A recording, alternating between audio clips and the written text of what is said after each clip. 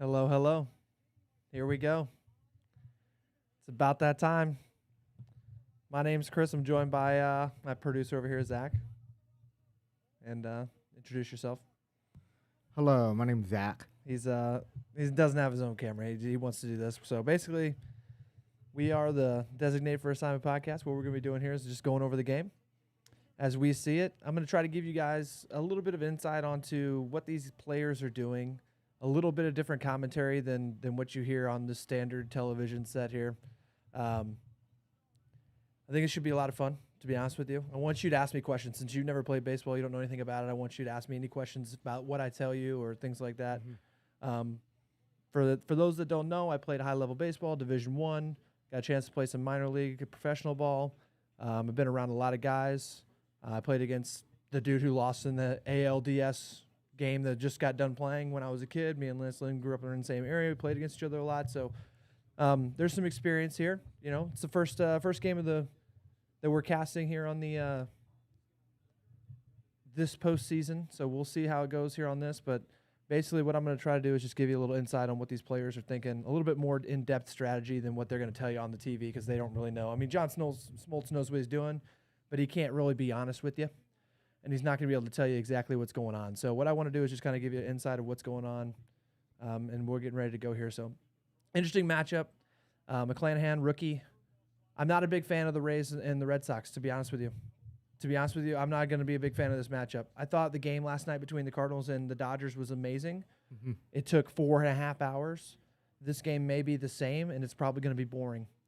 The reason why I say that is because these are the two best teams in baseball that are sabermetrics driven, especially the Rays. And now the new GM for the Red Sox is the old GM for the Rays that built them up from nothing and brought them into where they're at now, right? So we're looking at two teams that are playing in a game a certain way that are different than the way that I used to play and a lot of other people used to play up until a point where basically the last 4 or 5 years, right? So they're looking at the three true outcomes metrics, defensive structures, shifting metrics, things like that, launch angle. And we'll go over why sometimes it's good, why sometimes it's bad in this. But the majority of this is going to be pitchers are going to take advantage of a lot of these hitters. They're going to make mistakes, obviously, because pitchers make mistakes and stuff like that. So here we go. Game's on. Now, obviously, we can't show the game just due to copyright rules and stuff of the MLB. So just throw the game on. Take a listen to us. Let us kind of know what's going on, and let us go. If you choose to chat or anything like that, if you have any questions, and we'll go from there. So Kike Hernandez came over from the Dodgers. He's hitting 250. You're going to see a lot of that in this game. A lot of guys hitting 250, 20-plus home runs. A lot of pitchers throwing 97-plus. I mean, these are the trademarks of sabermetrics, okay? So I'm not a big fan of the first pitch not being a strike. That's a huge deal. We talked about this last night with Wainwright and Scherzer. Yeah. You could see between the difference in Scherzer and Wainwright and how they ended up. Wainwright kept getting ahead of people. Scherzer didn't. It's very important to go 0-1. Came back good. All right, so he still got back into it. Obviously you want to be in the head of the count and things like that. If ahead of the count, meaning you're up in a pitcher's count where you can throw pitches that you want to throw and not be dictated to absolutely have to throw strikes. But being 0-1, being 0-1 on people. Statistically gives you an advantage of about getting people out almost 88% of the time if you get ahead 0-1. Now, obviously, baseball is a game of failure. A lot of these hitters are hitting 250, 300. So you're getting people out 70% of the time to 75% of the time on average anyway. But jumping that up to 88% is going to help you out a lot. So I like the slider there. I'm not a big fan of throwing sliders early, but that's the new sabermetrics method. That's a great pitch. Wow. So what are your thoughts on the Tampa Bay pitchers? So here's what's going on with the Tampa Bay pitchers, right? And so for people that don't understand, this is not going to be your typical baseball pitching that you would have seen when your dad was watching baseball or when your grandfather was watching baseball or maybe when you were growing up and stuff like that. This has really kind of come around the last 5 to 7 years. These starting guys, they don't really have a rotation. They do have a rotation of guys that they start, right? But they only go a certain number of pitches, a certain number of innings, and their whole mentality is we're going 100% all out through the entire. As soon as we get out there, every single pitch is 100%. There is no working hitters back and forth. Setting. They're not pacing. They're not setting people up. They're not pacing themselves. They're just trying to go all out and do their job for as long as their arm can until they get tired, and then bring somebody else in. And that's what the sabermetrics tell you to do. There you go. Good job, Schwarber. And he beat Schwarber moves pretty well for a guy who's had knee surgery. He does pretty good. Yeah. So you're probably wondering why they shifted. I mean, that's the Schwarber thing. He just got lucky. I mean, he rolled it over. But these guys have played each other 20-plus times throughout the entire season. They have a pretty good they understanding know, of they know what they're doing, right? And so to go back to the sabermetrics part of their pitching styles and them just going all out and everything like that, this dude is going to throw everything he has to get everybody out. Their goal is to strike people out, and that's it. The last thing they want to do is leave things up to human error or human chance. So when somebody has to field the baseball, like what just happened there, or maybe they accidentally hit it into the shifted area that doesn't have a player there, that takes away their ability to statistically tell you how things were supposed to go in that, right? So he's starting to get ahead of hitters. That's huge. Mm-hmm. Xander Bogaerts is amazing. Okay, you cannot throw 98 right over the middle all game. Now, I mean, obviously he knows he's not going to see these guys more than maybe twice because of how they throw, so he can get away with it. When you see somebody like Eduardo Rodriguez, the guy pitching for Boston, who's a little bit more of a more conventional pitcher, he's not going to be throwing stuff straight over the plate all night long, throwing as hard as he can, pumping out 198 every single pitch, throwing the hard breaking stuff, because he's going to try to save his arm and go about 6 or 7 innings. And it's a little different of a strategy. It's personally a strategy I like, but he's up 0-2. He's putting a lot of pressure on Bogaerts here. I wouldn't be surprised if he throws a slider down. There it is. Boom. Oh, wow.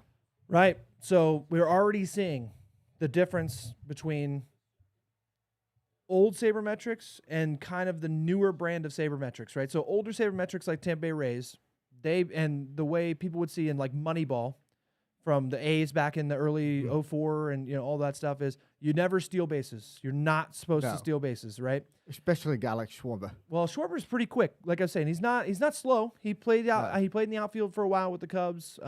It's only because he had that knee surgery that he's not faster than he is. He's pretty athletic for his size. But the Rays play that old school way of station-to-station baseball, so their pitchers are set up to where they allow people to steal because they think it's a free out. You're just giving me an out because you're going to get thrown out at second, right? Mm-hmm.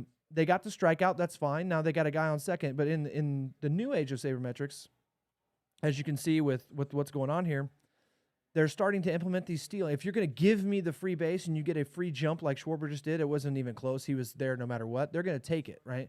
Because this is just free extra bases. Mm-hmm. And so you're starting to see a little bit more of that integrated back into the game, which is good. I'd like to see more of it, but in the playoffs, you're definitely going to see more of that because you have to manufacture runs because both these pitching stats are unbelievable. All right, here we go. There it is, 98. So he just went first pitch, fastball outside, setting up the zone. Second pitch, slider down and away, messed up. Now he's throwing a high fastball. He's probably going to come back with another slider, and he just threw that high fastball for a reason. I know it was extremely out of zone. It was a competitive pitch. But he's trying to change the eye level of the hitter to get him off balance for this outside. Oh, okay. So McClanahan, so here's another thing, right? When you throw 97, you can do stuff like that where you just kind of throw the ball right down the middle to the best hitter on their team. Mm-hmm. Not a lot of guys are catching up to 97, but it's also an inside fastball. You could tell that Devers was looking away. He kind of adjusted inside. I wouldn't be surprised if you see a wipeout slider here. And we'll just reset for the next half inning because this is over. If he throws a good slider and executes on the outside corner, this inning should be over.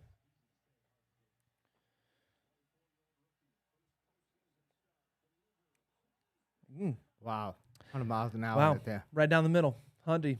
He wasn't playing around. All right, so here's another deal. He's pumped up. He's a rookie, throwing his first playoff game. Touching triple digits from the left side. You don't see that very often, but he also. The fact that I'm over here saying he should throw that wipeout slider, right? Devers and the Boston Red Sox know that statistically is probably what you should throw as well. So when you start getting into the strategy of baseball, just like what happened, he's just going to pump a fastball. Again, you're going to try to make him hit that, right? Mm-hmm. Now, when you watch the pitch before, Devers was behind on 97 right down the middle as well, okay? When you see that, and then you know that your tendency is to throw that 2-2 outside sweeping slider, you already know the guy's behind you a little bit. He's probably not ready to hit. It's first inning. Might as well just double back up and throw it right down the middle, but elevate it a little bit more, which is what he did. Put a little bit more extra juice on it. and Devers was still behind it. So he got away with not having to show his wipeout slider to Devers yet, which means if he gets a chance to face him again later in the game, he has that in his back pocket.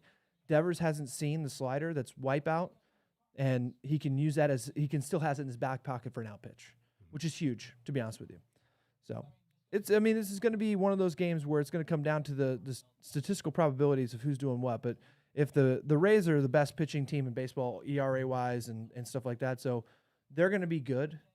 And we always say, how difficult it is to bring in people from the bullpen game after game and have every single one of them do their job. And the way the Rays do their analytics and how much they do their scouting, their game plans, and the way they coach these guys up, they do a really good job of allowing them and cutting down on those mistakes when they come back in from the bullpen, which allows them to go to the bullpen multiple times in a game, bring in 6-7 pitchers. All of them are throwing specific things. They all have super high velocity with a very good breaking ball that's sharp off that specific plane of the fastball. So you're not going to see a lot of change-ups from the Rays unless it's somebody that was brought onto that team that's a veteran that makes their living off of throwing fastball change-up. Like the way they had Fernando Rodney a couple years ago. Mm-hmm. Fernando Rodney, one of the best change-ups we've seen in a while.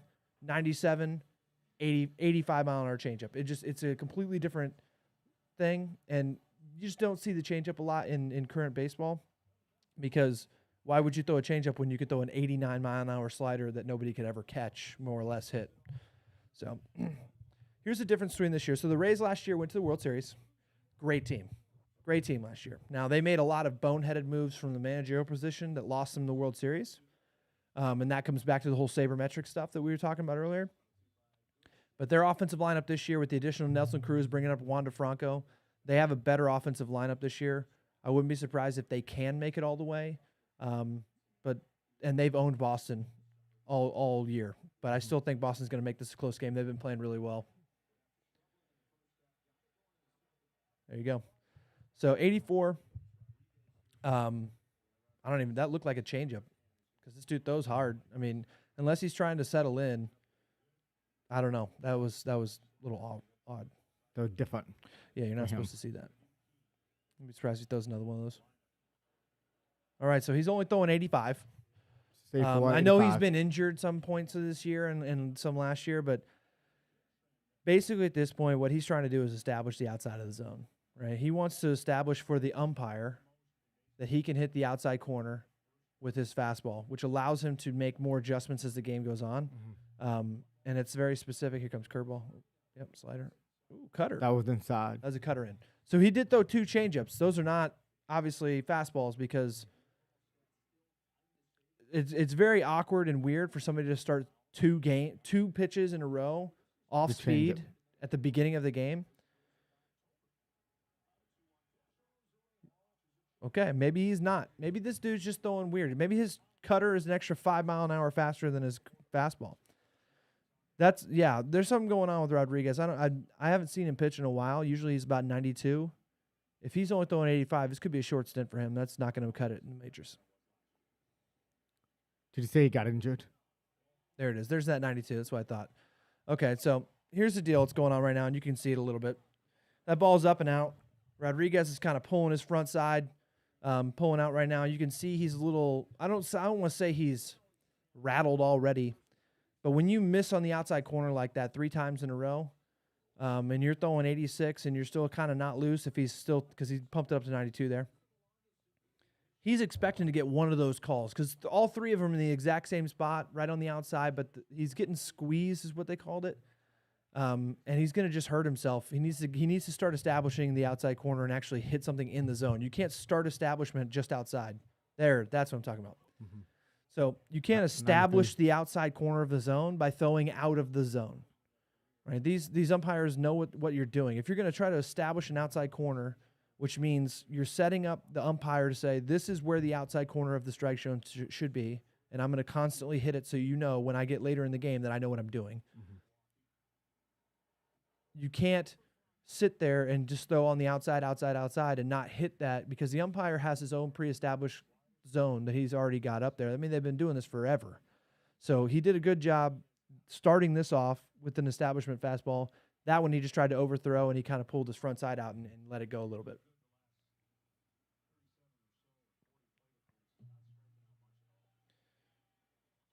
Look at that change up. That right there, that's unbelievable. So, he bumbled that. Oh, that could be a. All right. And he scored. Boom, hit and run. That's a absolutely good piece of hitting by Wander Franco. That's a rookie, by the way. Wow. Actually, both those guys are quote unquote rookies. Rizzarano had a great year last year, but that's a hit and run. He was stealing. They kind of read him based on his last at bat that he was going to throw something soft. So he he didn't run. Okay, Rizzarano just took off. And then he fumbled the ball there. Yeah, so there's a little bit of an error in the outfield. An extra second to get to the home plate. A little bit of an error in the outfield there. So, man, basically, this can't happen. If you're gonna win, in the postseason, there's two bobbles, three bobbles. If you're gonna win in the postseason, you can't be doing shit like that. That can't happen. But that changeup, that was a good pitch, but it was too much of the plate, and it's telegraphed. I mean, you've been throwing that pitch. You've thrown that pitch 6 times already. There it is. Boom. Ambush him. All right, so Brandon Lau. Let's talk a little bit about Brandon Lau. Okay. He is quintessential sabermetrics. He's got like a 240 average. He hits like 30 home runs. He just absolutely blisters the ball. He just ambushed Rodriguez, which means he's sitting fastball and he's swinging no matter what, right? I don't care if it's a fastball that's at my face. I don't care if it's a fastball that hits the plate. He's pre-swinging before that ball comes out because he knows this guy most likely is going to throw me a fastball. Mm-hmm. And that's what happened. He just got unlucky. That's baseball right there. I mean, that happens. Nelson Cruz, this is what I'm talking about here.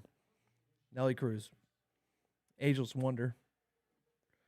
Change up. Went to the dirt on that one. We knew that was going to happen. So, okay, so Nelson Cruz, this dude is an absolute machine. He's only hitting 265. It doesn't matter because he can hit a ball 550 feet. This dude's been doing it for years. Ever since he joined this team, they have elevated this entire lineup to a whole different level. Now, I wouldn't be surprised if we see another changeup here. Yep, there was. Another changeup. 86. Yeah. So you can see that his pitching plan against these Rays hitters, especially the righties, is changeups away, changeups. So he's pitching backwards is what they're calling it here. Most people establish their zone and all their other pitches based off the fastball. And then they throw the changeup off that or the curveball off that or everything else off the fastball. Why would he do that? He's establishing the changeup because he knows that these guys are fastball hunters, which means they're sitting fastball. Just like Brandon Lau just hit an absolute rope on that 93 inside. They're sitting that kind of stuff. So he's using their game plan or their supposed game plan against him. Wander Franco is a rookie. And he didn't pitch backward. First pitch was a 93 right down the outside. Then he threw kind of a changeup away. Then threw another changeup away, and Wander Franco was ready for it, right? So he hasn't thrown anything hard to Nelson Cruz here. So I wouldn't be surprised if he goes up and in with a cutter about 90 mile an hour just under the hands to try to get him to either move his feet, swing over it, or he's going to do that changeup again. There it is. See ya. 93. Up and in. Nope. Perfect. That's what you're trying to do. There's not much he can do with that unless he's looking for it. Perfect. That was perfectly placed pitch, up and under the hands. He hasn't seen anything above 86 yet, which means you just kind of add a little extra zip to that fastball under his hands, which means he's got to be he's basically got to be pre-swinging to hit that ball and get anything actual good. He hit a pretty good because it's Nelson Cruz and he's got unbelievable strength. He got a lot on it. They're gonna want to get contact too. Well, we'll see. This is it's 2 outs, right? So the Rays are not known for their single hitting ability, right? They don't do a lot of this singles. They're more of I hit home runs, and I either hit home runs, strike out, or walk, right? We can get into that later. That's the whole three true outcome stuff. Boom, good pitch. Don't know if you want to be leaving it up like that to Yandy Diaz, but that's a good pitch. So I'd come back with that. I'd throw the exact same thing, just not in the same spot. Get it a little lower and move it a little bit more, maybe an inch outside, down low, same speed. Back it up. Don't be afraid to throw the same pitch twice in a row Because just like everybody, when you're up there, you're thinking about, okay, what do I throw? What did I not throw? Who's looking for this? The hitters are doing the exact same thing. Okay. Wow. Boom. Talk about hustling. That's crazy. Talk about hustling. That's crazy. So here's the deal, right? Great pitch. Great pitch. This is baseball in a nutshell. Threw the perfect pitch. They have great defense. Did that hit his foot?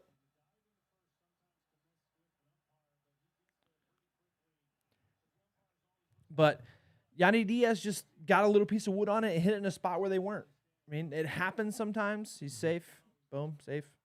So he doesn't have to stay on the bag at first base. You can run through it, slide through it, whatever you got to do. So he's safe no matter what there. He got a piece of that ball, and because the third baseman is so far back, it allowed, I mean, obviously allowed him to beat that ball out. But, you know, what happens if he fouled? You know, most of the time he's pulling that foul. That's a very unstatistical probability he's going to do what he just did. So Rodriguez needs to shake it off and keep doing what he's doing. Looks like everybody did what they were supposed to do. Yeah. He needs to keep doing what he's doing because he's obviously he's throwing pitches really well. He's actually pitching really well. He's executing the game plan. The Rays are just outplaying him right now.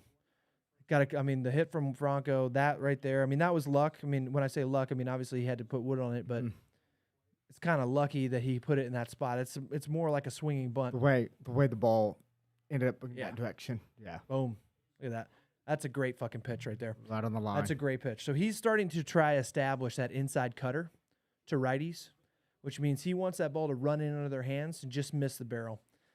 This is typical booking, if you call booking, pitching backwards booking. He's trying to throw hard in, soft away, which means he's gonna pepper away with that changeup, that 86-mile-an-hour changeup away. And he's gonna try to run balls underneath their hands at the high velocities, like that. So we haven't seen a curveball yet. Hopefully he hangs on to it and doesn't throw it this early in the game. But if he can flip one over here, if he feels like he's kind of struggling and needs to get an out, he'd probably throw off Lupo to a point where he'd get him to K. Could probably get him out of trouble. I mean, he's not really in trouble right now because he's already given up the 2 runs and there's only a guy on first, 2 outs, up 1-2. You could probably throw another changeup away. Jeez, man. Okay, so he's throwing in. But those balls are supposed to be up and in, right? So he's keeping those are a little down. Those are hittable pitches. Right?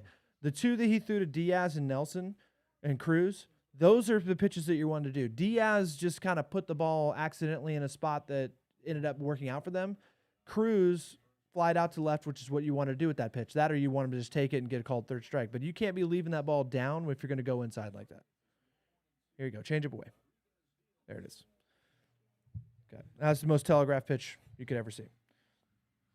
So, honestly, if it's me, I go another cutter in and try to tie this dude up. Let's throw the 90 to 93 mile an hour on the inside corner. Just make sure you get it just underneath the hands, a little further up on in the actual zone, and don't keep it low if you're going to do that because these people are already dropping their hands as much as they is trying to lift the ball. There it is. Nope. See, he tried the exact same thing I was telling you about. He had the exact same idea that I was talking about. He just left it over the plate. Now they're looking for it now. He's done it to 4 batters already. Mm-hmm. He needs to, I wouldn't say change it up, but not be so consistent with what you're doing. But because they know he's being consistent, and they probably think I would do it one more time. This time, put the ball where it's supposed to be, up and in, underneath the hands, just where the catcher's left shoulder is right now. There's that curveball we were talking about. If he flipped it over, that's 2 pitches too late. He throws that 2 pitches ago before he throws that fastball right down the middle and that changeup down. He actually might get him to swing at that. But because it looks so foreign at 2-2, he ties up the hitter and he doesn't want to swing. Right now, you do that 1-2, the hitter's got to protect, and he might be more inclined to throw it because he hasn't seen it yet. Right, and he's anticipating something hard in. And then you flip over that curveball like that, he might get a better swing and miss at that point. There it is. Good pitch. See, it's a little low, man. Good job by Devers, though. That was a nice play. It was a good play. Now, the guy got a lot of wood on that. He didn't hit very well, but you got to get that ball has to be up a little bit higher. I like the fact that he's going down in the zone, but you can tell that their game plan is for them to go hard underneath the hands, soft away, occasionally throw the curveball to lefties or righties. So we don't really know what he's going to do to lefties because the first pitch he threw, the guy hit a laser to right field that got caught. So we'll see kind of how that goes from here. But the Red Sox got a lot of stuff to do. This is going to be. They got some catching up. Oh, not even catching up. They need to figure it out. I mean, they did a decent job. Schwarber got that base hit off McClanahan, but if McClanahan is shoving the way he's doing right now, that first inning, throwing a hundy, and just absolutely just throwing the ball like that, it's gonna be a rough day for the Boston Red Sox. They need to kind of. Now, obviously, they've only had 4 hitters, but two of their best hitters have already hit. This could be a long game For the Red Sox. for the Red Sox. Yeah. Well, it could be a long game in general. We never know.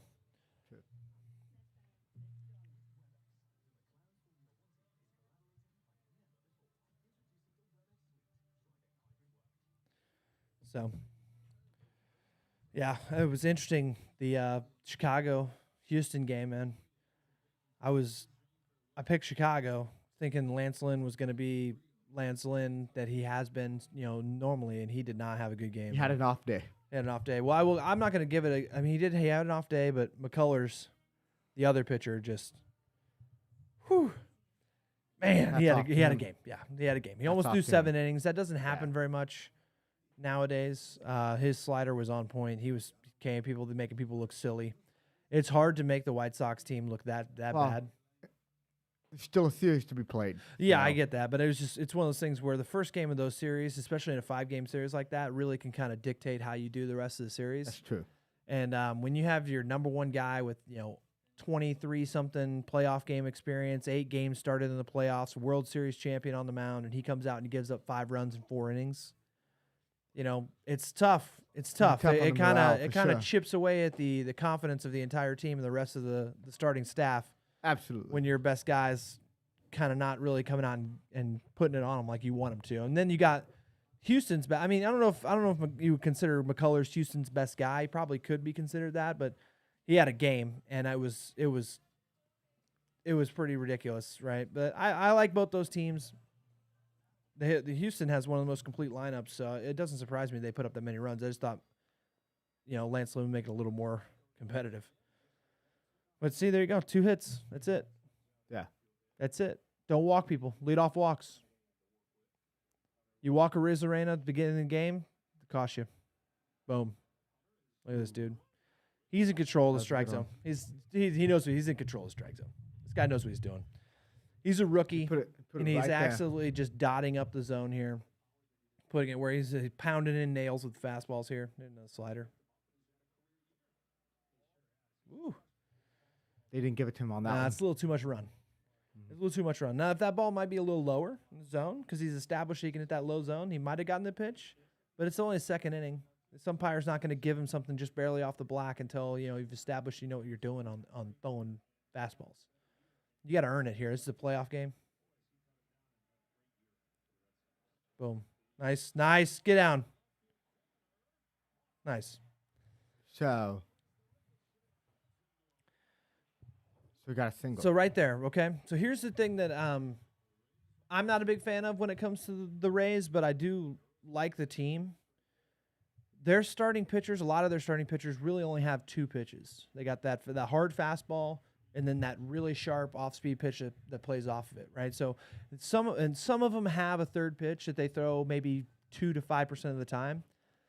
And from what I can see, McClanahan is that 1-2 guy. He's got really good fastball, really good slider, but Renfroe's sitting slider, waiting for this dude to throw him that, and he turned on it and hit it to. I mean, if it would have been a little bit more out. If he rarely throws that pitch, why would he be sitting on it? He didn't. That wasn't what I'm talking about. So when I say he rarely throws a pitch, I'm talking about he rarely throws his 3rd pitch. Oh, gotcha. So he's got 2 pitches really. He's got the fastball and the slider. Okay, Renfroe knows he's probably not going to catch up to 98 to 100.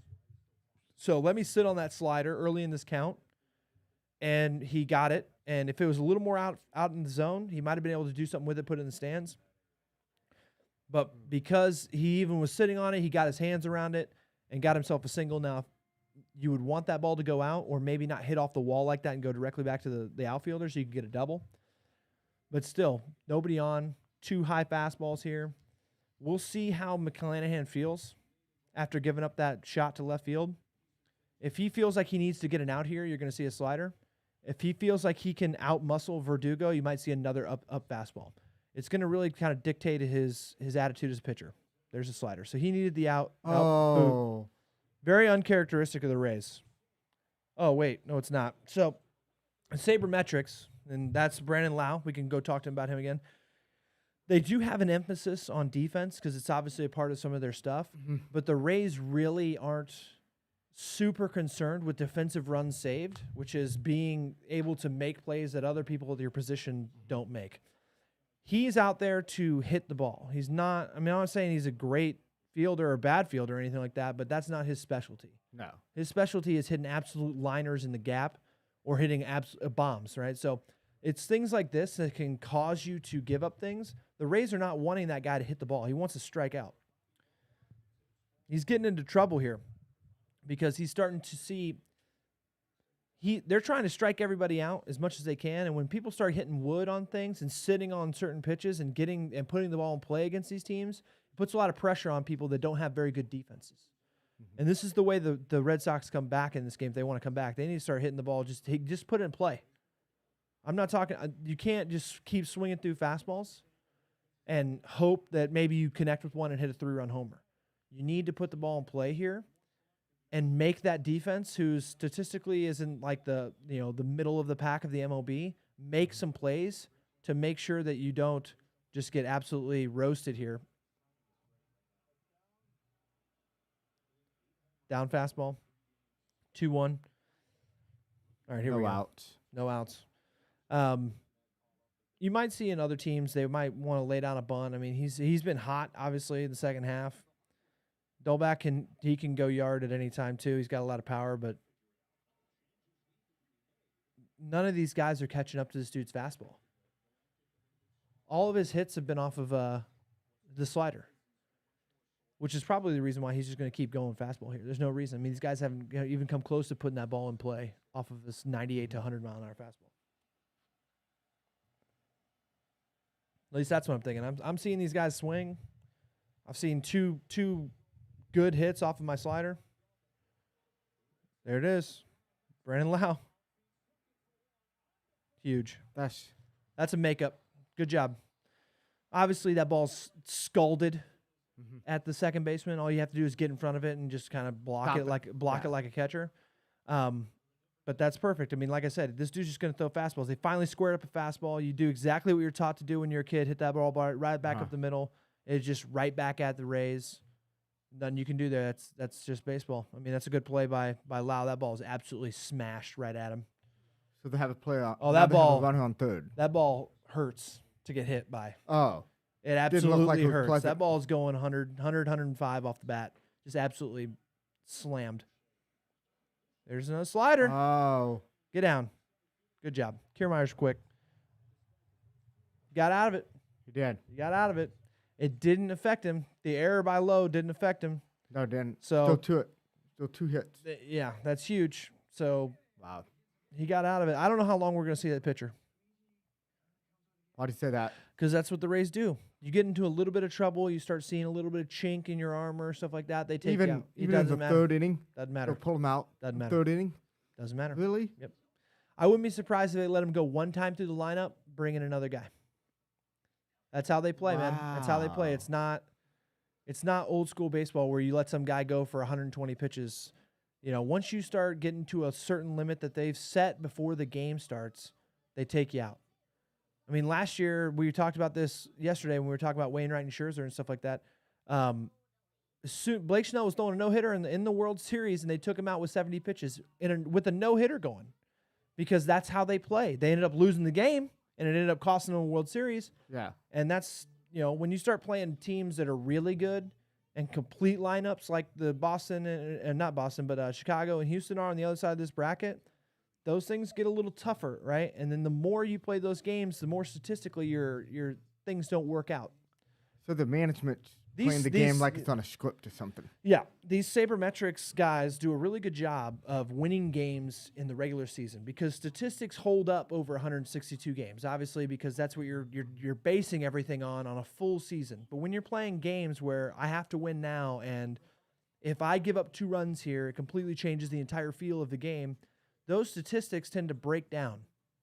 Somebody like Brandon Lau makes an error that he shouldn't. Yandy Diaz hits a swinging bunt and allows another run to score. Now it's 2-0 instead of 1-0. Little things like that completely change up the statistics of the game and how things work. So your entire game plan that you've worked with the entire year may just go completely out the window and go to shit. And you need to learn how to actually play baseball and manage and do things the right way and bunt people over and steal bases. Which is I'm glad that they tried it, Boston. Which lets you know that some of these new age sabermetrics guys are like, okay, well, let's blend them both together instead of just playing only station-to-station baseball. Right. Because think about, I know Rizarana scored on that ball that hit by Wander Franco, but if the center fielder doesn't bobble it 7 times, he doesn't score, and that's true. It changes everything. He would have got him out at the home plate. No, he might not even have tried. He probably just held it third, right? But then you got a guy on first and third, no outs. It changes a little bit of how maybe a Rodriguez can attack hitters at that point. So I don't want to sit here and rip on sabermetrics. I'm not a huge fan of it. I'm going to be completely vocal about that. I'm not a huge fan of how they apply sabermetrics. Okay, I will tell you that I like sabermetrics as a tool to help you get better. It really is a way to show you what you're good and bad at in a more analytical, statistical way. But it shouldn't be the only way you play games. So they think it's a silver bullet to solve the problem. Yeah, it's not like you're not counting cards at a blackjack or anything like that. You're not, loading the dice on a craps table here. It's like knowing odds on poker and using that to your advantage, but you still have to read the other player. You still have to know what to do in every situation. Yeah. And so it's weird. I don't want to get because I can go on that for hours. I don't want to talk about that right now. So Rodriguez 2-0, that's not good, especially against Letter. Well, okay. I don't know what's going on with Rodriguez, man. I'll be honest with you. He doesn't have it. He ain't got it. It's 3-0. He hasn't got it right now. They might need to actually pull him out, get someone up, because in a 5-game series, I know you want to keep all your starters and go, and have more because you need starters down the road. But he's only thrown 27 pitches. If he doesn't have it now, which it looks like, he may be able to get through some of these innings, but if he keeps giving up any more runs, he doesn't have it. Take him out. Put in someone else. You can't do that. That's 2 leadoff walks of both innings. I'd be getting up another starter, maybe the guy you were going to start on. Start warming him up. Because you can take him out and you can treat it like a bullpen day, which means, okay, you threw 30 pitches, 35 pitches. That means day off here, then game 3 or game 4 you can start, because you didn't throw that many pitches. You don't need to wait your 5 total days. You can maybe wait 2 more, throw again, right? And maybe he'll have a little bit better feel for his stuff. Maybe you throw him when he's in Boston. He's not in Tampa Bay, and that he doesn't really feel comfortable there. It could just be one of those comfort things. So I'll be honest with you. If another guy gets on and they score another run, they should be warming someone up. Consider him pulling him. They should be warming someone up. Yeah. Yeah, he hasn't hit. He's nowhere near the plate. He's having a hard time finding that strike zone. That's what I'm saying. He's nowhere near the plate. Yeah. I don't care if these guys. That's what I've noticed. If they're hitting 216, there you go. The pitching coach coming out to talk to him. That's what I'm talking about. Great job. That's what you want to do. Knows. That's what. Yeah, he knows. There you go. Boom. And that's an ex-starting pitcher who's obviously not in their playoff rotation. This is smart by Boston. Exactly what I'm saying. It's completely smart by Boston. If he doesn't have a feel for anything, do not let this go off the rails and get down 4-0 in the second inning because you let him throw and walk 4 people. Alex Cora is not an idiot. He's actually a pretty good manager. He's a World Series winning manager. So this dude's got one more batter. You better start throwing strikes or you're out. And it could just be a feel thing. Maybe he's not ready to go. He just doesn't have it tonight, which means he can throw in game 3, which is like 4 days from now. They play game 4 tomorrow or game 2 tomorrow. They got a day off on Saturday. Then they play again on Sunday. So he could go again on Sunday. That's 3 days rest, only throwing 30 pitches. That's nothing for a major league starter. So this is a smart move to keep Garrett Richards up. This guy's got to start throwing. He's got to start. So he has 29 pitches so far. Mm-hmm. And they just did a breakdown. He had 14 balls thrown and 15 strikes. And the strikes he throws are not competitive strikes. Right? No. He's not putting the ball where he wants to do, which means his release point's off, his mechanics are messed up, and that could be a mental thing. This dude's just. That was high. If I'm Cora, and I'm this catcher, I'm signaling throw over to first base like 4 times in a row. Right? You just keep throwing over to first base. Let Richards get up and get warm because, the last thing I want is Zunino to hit a 2-run bomb here, because you don't have any feel for the strike zone or your pitches. And if he does that, then this is bad management if it happens. I know he's a major league starter. Good pit. There you go. I know he's an MLB major league starter, but sometimes you don't have it. Sometimes it's just that way. And so, but your job as the manager is to not allow this guy to ruin the entire game for the rest of the team because he didn't have it. You have a guy up or getting a guy up. This should be his last batter, unless he just. I mean, yeah, if he's gonna throw another ball here.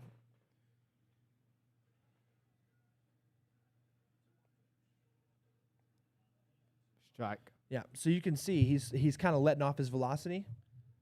That's another bad sign. Because he wants more control. He's trying to throw it in the zone. He's trying to throw the ball into the zone instead of pitching the ball to a spot, which is one of the worst things you can do. Because then you start really messing with your mechanics at that point. You're starting to think, am I overstriding? Am I not throwing hard enough? Where's my release point at? Is this ball going to get a little on the outside? If I leave it over the middle of the plate, am I going to get just crushed? It changes your entire mentality as a pitcher. That's good. That's fine. I'm not liking this. I mean, if anybody else gets on, he's out. Yeah. What you want is a ham and eggs right here. You really want to roll it up. He has a chance to get him out. You want to roll it up. This is what you're looking to do. You're looking for a ground ball. A double. The problem is the way boom. That's what you don't want. Yeah. What they're showing right there is that replay from earlier this month where he hits a 3-run homer off the monster. But that's the last thing you want, because then you're putting your entire team in this 4-run hole when you really should only be in a 2-run hole. He's leaving that ball way too much over the plate. This is going to turn out bad. This is going to turn out real bad. And his pitch count's getting up there, man. It's 34 pitches. If you get to a certain point, you can't throw him in 3 days because that's too many. And these are stress pitches. You're not talking about pitches that are just, whatever. These are difficult pitches that he's going through. He's got a battle. He's got people on base. Yeah, that's a thumb from the catcher, meaning throw over. We need to get Richards warm. Give him some more time. Stop, That's coming from the dugout to throw back over. I know he's not worried. And if it doesn't come from the dugout, that's an insecurity throw over. That means I know I don't have it right here, and this guy I'm afraid of the hitter at the plate. That's what that is. Because I don't think this dude that's on first base is going anywhere. It's the Rays. They rarely ever steal. Oh, that's not good. God, that is not good. Wow, he lucked out. He got lucky there. Okay, it is Manuel Margot. He does steal a pretty good amount. I mean, he's pretty quick. He just got unbelievably lucky there. Almost everything we just talked about happened. Almost happened, right? That dude almost gave up an absolute 400-foot home run to center because he left a fastball right over the middle of the plate. That's a fastball right there. That's a cutter. That's considered a fastball. He's just leaving this thing over the plate because he has no feel for his release point and pitches. They should be yanking him right now. They should be pulling him. The last thing you want to do is get down another run. 3 runs is difficult to come back from in baseball. And they haven't pulled him yet. I know they have. I don't know. I mean, I understand what he's doing. He might walk Cora here. I mean, I know what he's probably thinking. It's lefty on lefty, right? So let's play the matchup here. Give him one more hitter since it's lefty on lefty. If this was a Rosarena and it's the lead off, the beginning of the lineup, he's out.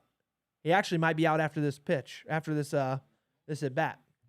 But the lefty on lefty thing is probably what Cora's thinking. He's like, okay, let me give one more lefty, see if I can squeeze one extra out from this guy. Mm-hmm. But he needs to be safe. I mean, Kiermaier's, he's a good hitter, and you're not super afraid of this guy going yard on you. He doesn't have that much power, but he can do it. But I'd be more worried about him lining something into the gap and trading places with that guy on second base and really setting up Garrett Richards, who's warming up the bullpen, to not be able to do what he needs to do to get out of the inning. You want to, at this point, if you go down 2-0, since that fastball wasn't even close to the zone, this dude's he's not throwing competitive pitches. Well, he's getting bailed out by Kiermaier right there. That's a bailout swing, right? So, yeah, he's like, I don't know, right? So what you want to do is if you get down a little too much, don't do something that's going to put Garrett Richards in a spot that is bad, okay? Because if Richards goes into a spot where he comes in and there's a guy on second only one out, or things like that, you need to make sure that you're helping him out. That's got to mean these aren't competitive. That's not even close to the zone. 94 down and away like that. You got away with it on the pitch before because Kiermaier swung out of his shoes trying to be a hero a little bit, and then you go ahead and you double down on it. You're not even close. Kiermaier's not going to make that mistake twice. These are major league hitters. Mm-hmm. What are you doing? Jeez. All right, 2-1.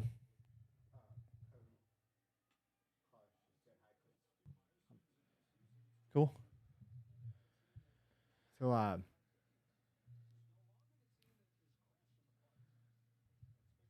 do you think this at-bat will go? Well, it's 2-2. So he can't find the zone. So I would throw something that's got movement on it, to be honest with you. Try to miss a bat here because you're missing the zone. So at least try to miss both. Because you're obviously not doing anything crazy. There you go. That's a fastball right down the middle. Now, I understand it's a 9-hole hitter. This is the quote-unquote worst hitter in their lineup. Not really. But it's major league players, man. You can't be just leaving the ball out in the middle of the plate at 93. What's going on, Cody?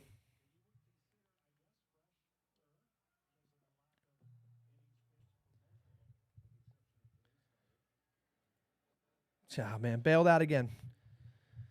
So that's not even close. You can see that ball is basically going to hit the batter if he doesn't swing the way he just swung. And he should be out. Don't even let it up. There he goes. He's out. That's what we thought. They're taking him out. That's good. That's a good move. Yeah. That's a real good move. The last thing you want to do at that point is let this guy keep going. Because again, like we said earlier, he might be able to bring him in later in the series. He still can have something to do later in this series. Just because he didn't have that good of an outing now doesn't mean he can't come in and pitch Game 3, maybe pitch in Game 4, and get something good out of him, maybe at home in Boston where he feels a little bit more comfortable. So he's been a good pitcher all year, and he's a good pitcher, but it's one of those things where he just doesn't have it tonight.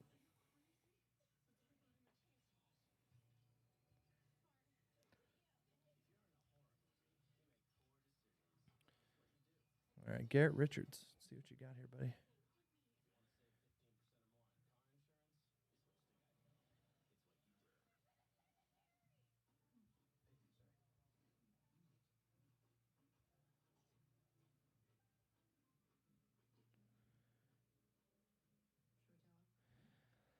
Whew. All right, let's see what we got.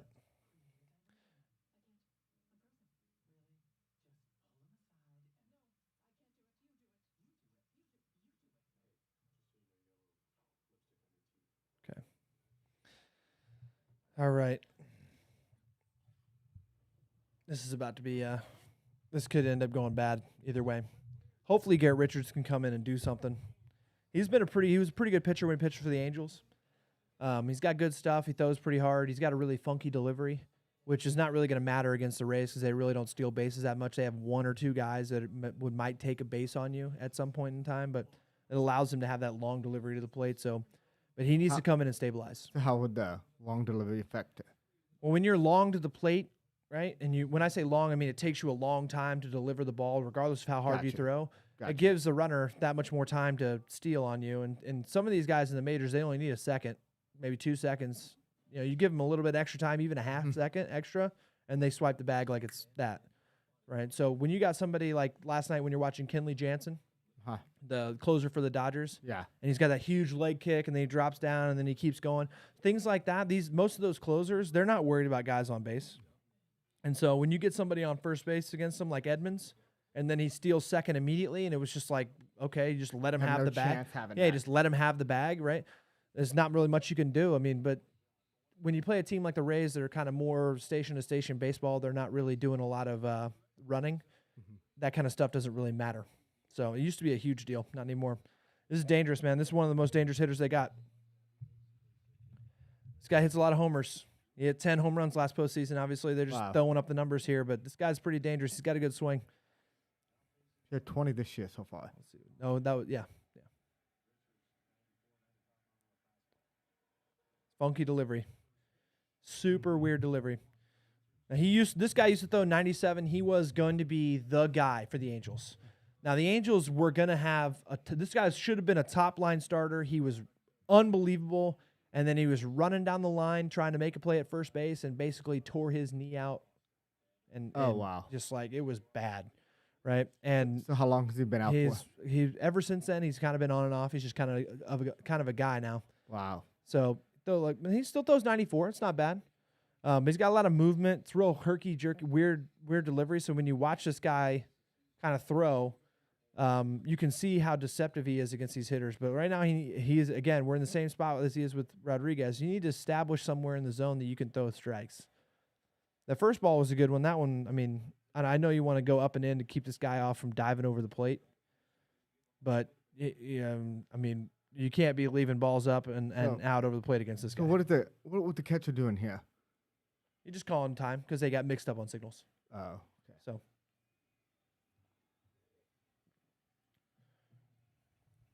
here we go. You can't leave the ball out over the plate against Rosarena. He'll go yard. It's a good pitch. Good pitch. That's well done. That's a good stabilization. That's a good job. Good job by the bullpen. Garrett Richards did a good job. Now the Red Sox need to show some type of life. I know they had a couple hard hit balls last time and stuff like that. They need to start putting something together.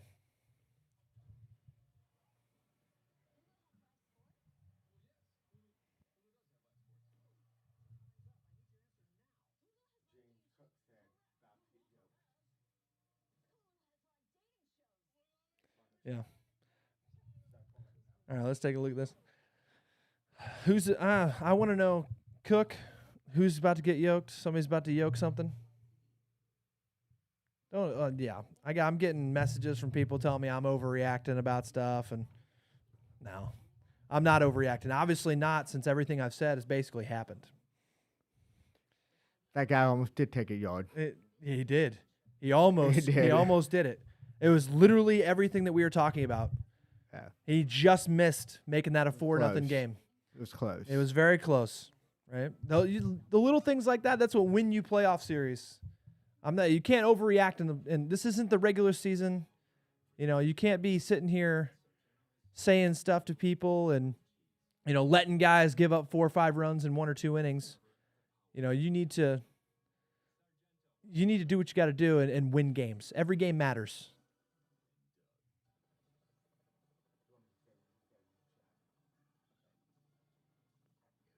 So, James Cook said that Richard throws 20 more pitches and he gives up 3 runs. I don't think so. We'll see. I think so here's where I think on this, right? If the Red Sox come out and score a couple runs, I think it gives Richards a little bit better of a mentality when he comes back out here, right? If they go 1, 2, 3 here in this inning and they just don't even sniff getting on base, you might see 20 pitch 3 runs in the next inning. Now he is coming up against the heart of their lineup, with Franco, Cruz, and Yadier and Lau and all those guys. So it will be difficult. But if he gets a chance and the team and the hitting can come out and kind of stabilize the whole game for the entire team, it can change his mentality and they might start feeling like they're actually a part of the game. I understand why you would say that, and you're probably talking more shit and stuff like that. But you never know. I'll be honest with you. If they go 1, 2, 3, he probably will have a rough outing. But they need to start hitting. That's what we were saying earlier. The Red Sox need to start doing something with the batter. This game's going to be over quick. Yeah. So, yeah. Thanks for just keep questions coming. Anybody's got something they want to say, anything they want me to talk about or explain or anything like that? Maybe give my thoughts on something. Let me know, and we'll keep trying to answer questions for you. First pitch swinging. That's a great play. That's an unbelievable play by the third baseman. That ball's an absolute shot. Saving McClanahan there. They'll, again, like I said, if they go 1, 2, 3 and it's quick and they're only like they throw under 10 pitches here, so that's difficult play to make. If this is 1, 2, 3, the Rays could come out and they could score some runs. The Boston needs to give the pitcher a little bit of time to gather himself. Rest. Feel not so much rest because he only threw like 7 pitches, not even that many 2, 3 pitches. So if they keep this up, then James Cook might be right that Richards could give up 3 runs. He might. I mean, he could give up 12 runs. We don't know. That's baseball. But you need to give him some time. Let him settle in. Let him talk with the catcher, talk with the pitching coach, get some strategy and scouting report information on who he's going to be facing in the next inning so that he kind of understands what he needs to do when he gets out there. You can't just – I mean, these bullpen guys are not in the strategy sessions with the starting pitcher and the catcher before the game starts. So it's not one of those things where they know all the – I mean, they have a decent strategy. They kind of understand it, but they haven't been, briefed on this huge – They don't have the details. Yeah, they don't have the huge detail on it, right?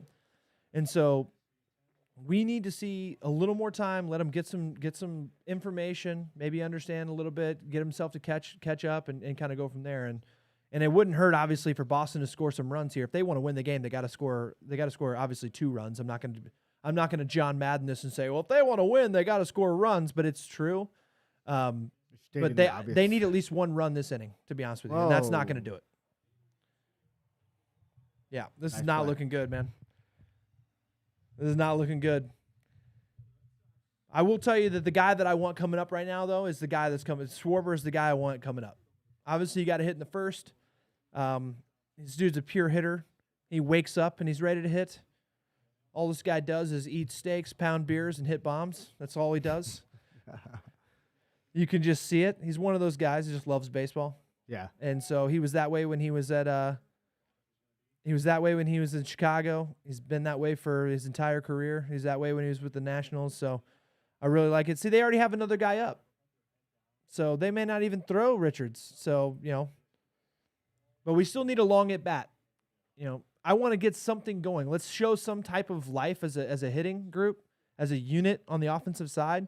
All you're doing is basically showing your pitchers that, what's going on here. We can't even scratch out a good at bat or after a good at bat.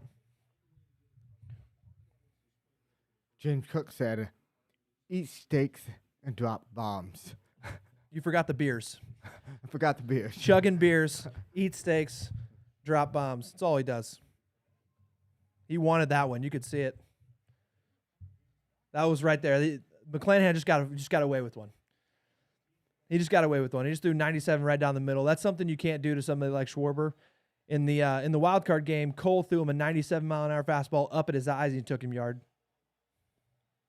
It's good at bat. It's a good at bat. This is what we need. This is what I'm talking about. If you're a Boston fan, this is what you want out of a hitter at this point. This is a veteran move. Make him throw some pitches. He's already thrown almost more pitches in this one at bat than he did to the first 2 guys. Give some people some time to warm up, get a little bit more breath. Nice take. This is a veteran at bat. This is a big league at bat right here. Yeah. If he gets on base, he's doing his job. This is the reason why you traded for this guy. If he gets on base here, this is the kind of at bat you need if you're going to win games like this. This is the at bat you need from a guy like this because you got one of your hottest hitters, one of the best hitters on deck. Could tie the game up if this guy gets on base here. There you go. Bobble it. That's still a good at bat. It's still a good at bat. You made a play. You didn't strike out looking and just do nothing. You actually made them do something, which I'll commend. That was a good at bat. Much better than the first 2. Here, this is huge here. So we got Wander Franco coming up, and we'll see how this goes. Richards. This could be. I think they're warming someone up. I don't know if Richards is going to come back in the game. I'll be honest with you. I don't think Richards is back in. So they just brought him in for. Yeah, I mean he could come in just to kind of get that one guy out, kind of stabilize. Obviously, Rodriguez was not feeling it. No, he wasn't doing, what he needed to do. And Richards came in, stopped the bleeding, as they say, basically stopped the momentum of the Rays on offense. He didn't stop the bleeding. They just put a Band-Aid on a gushing wound. Well, it was not a gushing wound. They're only up by 2, and there was only a guy on second. It'd have been a gushing wound if Zunino went yard like we thought he was going to, which he almost did by about 5 feet. People tell me I'm overreacting. It's ridiculous. I mean, it happens, right? But you got to understand the mentality that I'm coming from when I say that is, if he did go yard there, maybe he got a little bit more on that ball. Now you're down 4-0, right? Now you got a guy coming in, and he's down 4-0. I mean, obviously he's got nothing to lose at that point. You might leave Rodriguez in and let him keep pitching, try to eat some innings up, right? Instead of having to use another arm, and come in with somebody like Garrett Richards for one hitter. It looks like maybe. We don't really know if they're going to keep him out there. If this commercial break goes on for a long time, I'm guessing they're replacing him. So, but it's a big deal that he got the out. That's all I'm saying. I mean, the possibility of somebody hitting a home run at every at bat is not an overreaction because anybody that's at the plate, including pitchers, can hit home runs. Well, it just blows my mind that they'll just use him for one. I mean, so that's the thing. That's that's another thing in baseball. When you start playing matchups, and you like we talked about at the beginning of what was going on here, is these are sabermetrics guys. They understand. They're looking at matchups and statistics, and who does something right, who's good against certain things, and they felt like Richards and the way he throws and how his pitch mix is, he should be able to get a Rosarena out and get these guys into the dugout to stop their chance at scoring. The last thing you want to do is give up more runs. Again, when you start getting into that 3, 4, 5 run mark, that's where you get to the point where it starts to become a little more daunting as an overall team to come back and win those games. Right? This is a 5-game series. You can't just drop games and say it's okay, we'll come back and get them tomorrow. Right? You want to keep every game competitive, right? Or you're going to get swept. Now I know there are people that think that the Rays are going to sweep. They've owned Boston all year. It could happen, but I mean, let's play some fucking baseball here. I mean, let's actually try to win games instead of just giving up runs and hits because we need to save arms for tomorrow's game or try to go there, right? All right, let's see. Yeah, they brought in Nick Pivetta. Okay, so they brought in another guy who used to be a starter. Richards was a Band-Aid for that inning. It's not a bad move, to be honest with you. Why that? Because here's the thing, right? The last thing you want to do, let's have Garrett Richards come back out, right? Maybe he gives up, and you already have Pivetta warming up, and he gives up a hit. Now you're bringing in Pivetta into a completely different situation with more stress on him instead of just letting this guy start the inning. So when he starts the inning, he comes in, everything that happens from now on is on him. He's not cleaning up someone else's mess. It's the same thing we talked about yesterday with Max Scherzer, where he was so pissed off that he had to come out and have someone else clean up his mess. Now, we put the focus on what Max Scherzer was doing and how pissed off he was, but think about most of these guys would rather come in and start the inning because then they know that if somebody gets on base or if they give up a hit, it's on them. They're not trying to, if Wander Franco's on base, this guy can steal bases. He's really good on the base paths. It completely changes the way when you enter the game of how you're going to be throwing to pitchers, right? I like what he's doing here. He's completely changing it, and Wander Franco doesn't really hit as well from the left side as he does from the right. So it's a good thing to move him over, keep a righty in. He's a switch hitter. One of the comments. That's a good pitch. Inside fastball, it's a good pitch. James said the best of 5. He's not a fan of the best of 5. I am a fan of the best of 5. Only in one series, and I want it to be early series, right? Obviously, I would rather have the wild card games be a best of 3. I'm not a huge fan of the one and done games. The reason why I like the best of 5 is because you can basically have 3 pitchers or 2 pitchers and win the series, right? It allows you to not tax your entire team so much, but it also keeps it to where it's not just 3 games and maybe one guy can win you the series, right? You need to have at least 2 good starting pitchers, and you need to be able to stack together runs in multiple games. Now, when you get to 7-game series, obviously that's going to show who's the better team overall. But the 5-game series it's a different type of strategy. It changes up the way people play and things like that, and I kind of like it. I like the fact that you only have to scratch out 3 wins. You only really have to win 2 games at home, and then you can go somewhere else and maybe win 1. It does change a lot. When you're the road team like this, if Boston wins one of these games against Tampa Bay, then they can go home and win both games. It completely changes the way their mindset is. They're trying to just win 1 game here. Yeah. Right? When you play a 7-game series, great pitch. When you play a 7-game series, you win 1 game and they win 1 game in the first couple games, then you're like, okay, well, we can't win it at home. So He wanted to clarify. He said he meant versus 7-game series. 5 game versus 7. That's fine. And I completely understand. There are good things for both. When a 7-game series, you really test the entire roster. It really shows as a complete team who's better. When it comes to a 5-game series, in my opinion, because I know some people will say that I'm stupid for saying something like this, it's more of a test of the managerial strategy, and really your starting pitching. It really comes down to your starting pitching, because if you have 2 dominant starting pitchers, Brandon Lau, he needs to start taking some pitches. This guy's been swinging first pitch every single time. That's 0-2. Pavetta's doing his job. If he gets out of this with only throwing maybe 12 pitches, that's huge for Boston. Maybe get them back into the dugout. Maybe they can actually start hitting instead of just going up there and swinging at every single pitch and doing nothing.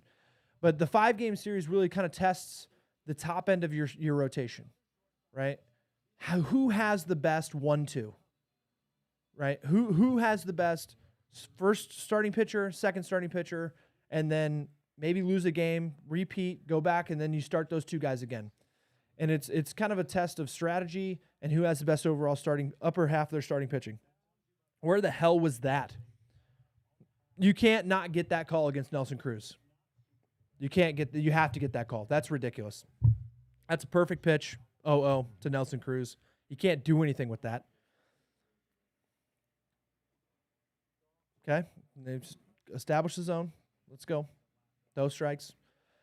But when you get to a 7-game series, I'll get back into that. When you start getting into a 7-game series, it's more of, your entire team. What bullpen is it, right? How good do you have on 3, 4, 5 guys? Start to finish. Every single guy on the team matters at that point, which is the reason why when you get to the ALCS, NLCS, and World Series, they do 7 games. I'm guessing they only do 5 games in the DS right now just because of time constraints and stuff like that. And baseball is taxing already. You play 162 games in a regular season. Can't do that. He got away with one there. That's a risky pitch. This guy can go yard anytime, any pitch, anytime. You can't be leaving balls over the plate like that. Now, obviously, he should have got the first pitch strike. It's 3-1 now. He's in a bad spot because he got squeezed early. But you could walk this guy and be fine. I'll be honest with you. He's not. Yeah, that's not good. Ooh. Wow. Oh, hit the railing. They missed, round double. So they misjudged.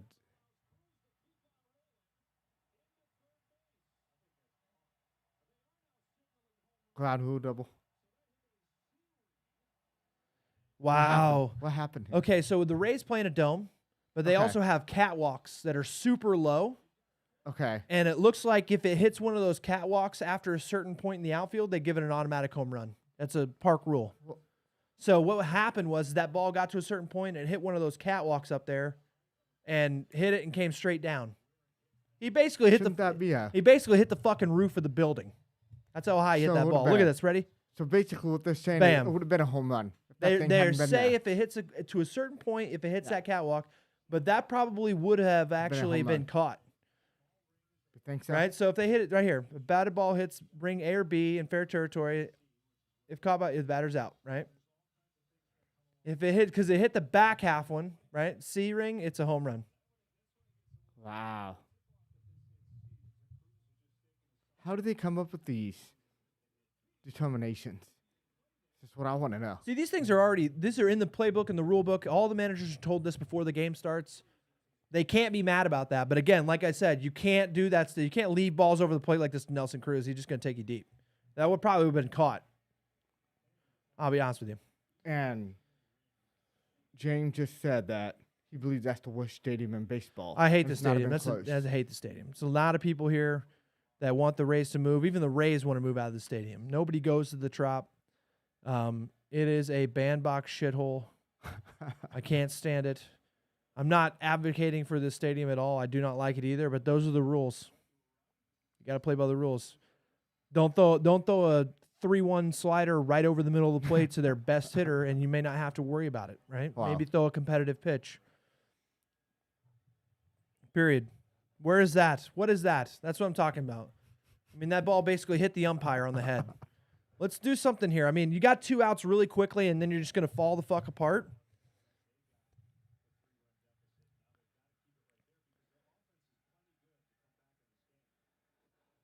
He's not even close. I mean, that ball's not close. I know it looks like it's close. It's not even close to the zone. He's rattled. He gave up the home run when he shouldn't have. Right? That ball, I mean, obviously he's probably in his head like that should have been caught. I should have been out of this game. You could see him arguing with the umpire. He's thinking more about what happened in the last at bat than he is throwing pitches. He's not even close. Wow. He's just walking. Catcher needs to go out there. Jumping up and down. Catcher needs to go out there and talk to him. Yeah. Right? Not so much like maybe like go out there and slap the bill of his hat and be like, yo, fucking focus. All right, we got a game to play. That happens. It's park rules. You know, nobody gives a shit. Start fucking pitching because he's obviously not thinking about the hitter there. He was thinking about what was going on. That's part of baseball. You can't let other shit get to you. You didn't see Adam Wainwright going crazy after, you know, Justin Turner hit that bomb off of him yesterday. No. He saddled up and he struck everybody out after that. You have to keep your head in the game. You can't let something like that. It's absolutely mellow. Can't let it mess with you. Yeah, he's throwing. That's another insecurity throw over to first base. I'm guessing that's easier said than done. Yeah, I mean, everybody knows. Everybody's been doing something where they have something shitty happen to them that they didn't expect, and then they make terrible emotional decisions later in the day because of that, still expecting things, you know, oh, that should never have happened, you know, blah, blah, blah, blah, blah, you know, and then they make bad decisions after it. There you go. At least he's coming back. Wow. That's a great pitch. Right in the corner. That's a great pitch. But that throw over was an insecurity throw over. He's just throwing over to kind of calm himself down. Maybe he didn't like the pitch selection, just kind of wanted to reset a little bit. It's smart. It's a smart move. It's a good old curveball here.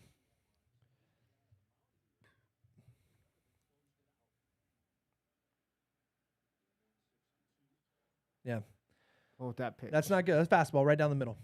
So he's, again, leaving fastballs over the middle. He's throwing curveballs right in the middle of the zone. I mean, so he feels pretty confident. It's not. No, it has nothing to do with confidence. He is not hitting his spot. The catcher is set up outside, right? So he wants that ball in the outside corner, and he left that middle in, you know, basically in the power zone of any right-handed hitter. Okay, so what you're looking to do at that point is he's either overstriding and trying to throw too hard, and he's flying open, or he's just so rattled that he's missing his spots and he's not mentally doing what he's supposed to do. That's a good pitch. And he stole a second. Yeah, it's all right. He struck him out at the end of the inning. Gotcha. That's a good curveball, right? He looks like he has a feel for the curveball, but there you go. It's 3-0. This is going to be difficult. They keep saying, you know, everybody keeps saying, the guy Smoltz here saying that Boston can get back in the game. They can do all this other stuff. They have a great offense. They haven't looked like they're going to do anything yet. They had a couple of hard hit balls. That's about it. Schwarber had a couple of things that he got kind of done. You know, Renfroe hit an absolute skull job to the second baseman. But they need to start lifting the ball into the air, getting people on base, putting pressure on the pitcher. Now, again, McClanahan may be out.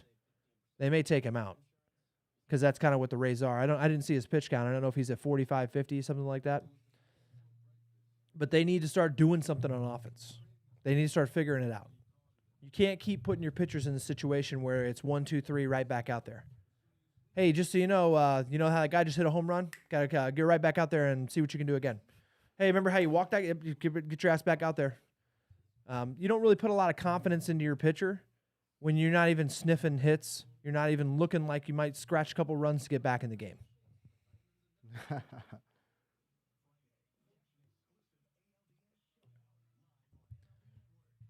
Again, if you guys want any questions or anything like that and you want me to explain, maybe give you a little reasoning of why I'm saying certain things or something doesn't make sense or you just want to make fun of me or call me stupid, let me know. I love it. Absolutely love it. I'm down to argue with anybody.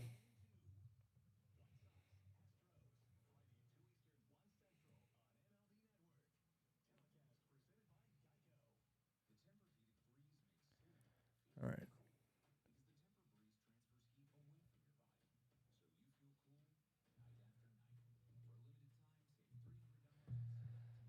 All right, here we go. So, if McClanahan's still in the game, I'd like to see what Bogarts can do with him on a second at bat. I really want to see what Devers does a second time through this guy because Devers kind of got powered by on him last time. He just kind of pumped 100 right down the middle, and Devers swung through it super late. He's a really good hitter. He's an MVP type hitter. I don't think that happens again. It could actually kickstart him a little bit. He's carried this team for a while on the offensive side, and so I'm want to see if the Rays. Curious. I just want to see what they do because they usually take their starting pitcher out, third, fourth inning, and they start going with their bullpen and go like that. They have a bunch of different things that go through it. So hopefully he's still out there and we get to see that because that's a matchup I want to see because I'd like to see Devers against this guy throwing 100 from the left side, but I don't think the Rays are going to do it. Hopefully they do, though. Yeah, he's still out there. All right. He is throwing pretty well. He's only give up 2 hits and 3 Ks in 3 innings. He looks a little jittery, though. It's a good pitch. So he's at 38 Yeah, he's only at 38 pitches. That's huge. Again, you want to average 10 to 15 pitches an inning or less, obviously, as a starter. If you talk about solid innings, it's a good pitch. Yeah, Boston they don't look comfortable in the box. I mean, I understand the guy's throwing 100 and he's got to just wipe out curveball, slider, whatever you want to call it. It's tough to be comfortable in a box when you got a guy, pumping pills like that. It happens, but these guys they're major league. You're in the playoffs here. Every single pitcher you see is going to be like this. You need to figure it out. I mean, this guy's a rookie. You should be getting to this dude, getting him out of the game. There it is. 97 right down the middle. No swing. These guys are either guessing or he's just nasty.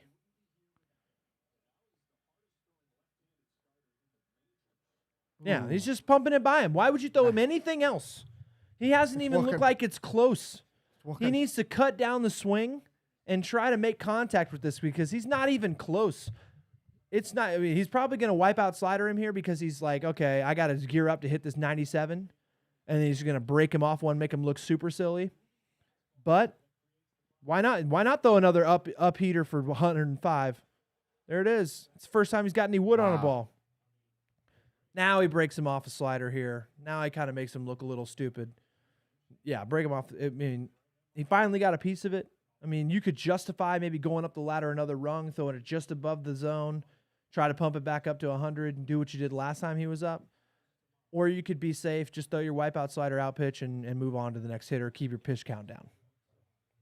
Personally, for me, I'd rather see the slider outside. There it is. He went up the ladder one more time. That's kind of a wasted pitch. And that's the difference between old school baseball and new school baseball. I mean, they don't care about their pitch count because he knows once he gets to 60, 70, he's out. Right? Most guys are like, I got to go through this lineup 3 times. I'm throwing 90, 100 pitches.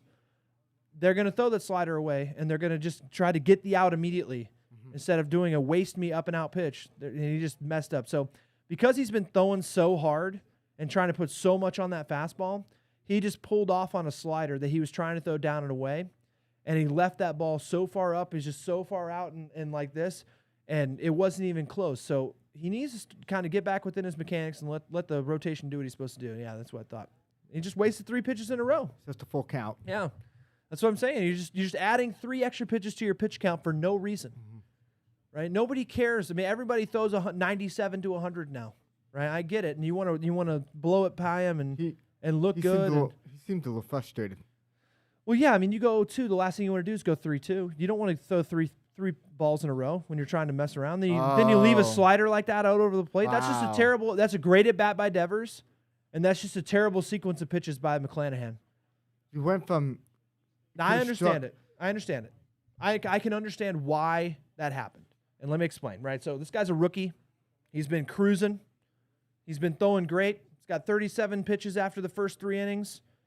And you go 0-2 or down, no, you're up 0-2 on their best hitter. You just blown 2 fastballs by him. And, why wouldn't you think you could just blow another one by him? He fouls it off. Well, why can't I do it again? I mean, I did it last time, and then you just start, then all of a sudden it snowballs. Better hope this guy doesn't get some wood on it. And now he's having trouble finding the zone. Right? He started overthrowing to try to get out Devers, and he's messed up his mechanics. Right now he's not landing the right. That right there, that's a great catcher move. Let's go out there, so calm down. You're overstepping. That's a good. He's a veteran catcher. That's a good job. Let's get back into the saddle here. Let's actually start throwing strikes.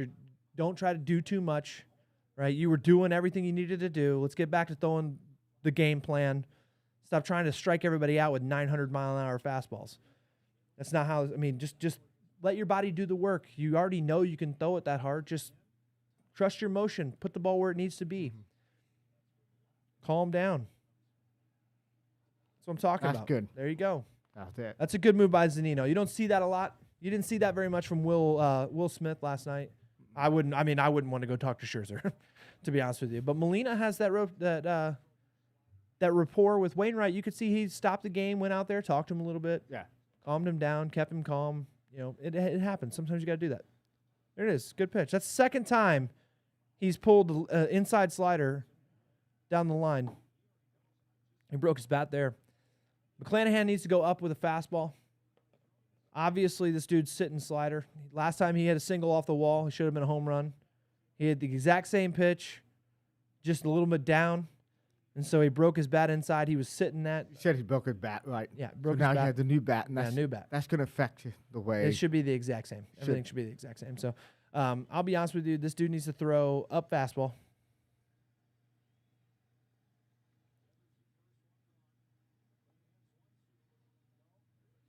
At least he's back. He's getting back into the road. He's getting his release point back. He's not over pitching anymore, is what they call it, or overthrowing, which is good. But you can see Renfroe's sitting slider. That's why he almost went all the way around on that. I mean, he held up on it because he saw that it was down. He's sitting that pitch down. If you throw him an up fastball here, not even so much up under the hands, because then if he's looking, he's sitting that pitch. Because he's sitting that pitch, he knows the ball's going to move in on him, right? And so if you throw him an up fastball in, he's not going to swing. If you throw him an up fastball middle up, he's probably going to swing under it, and he's not going to be able to hit it because he's thinking that ball is going to actually come in on him because he thinks he's got a good slider. Maybe he left it over the plate, and you'll probably get a punch out here.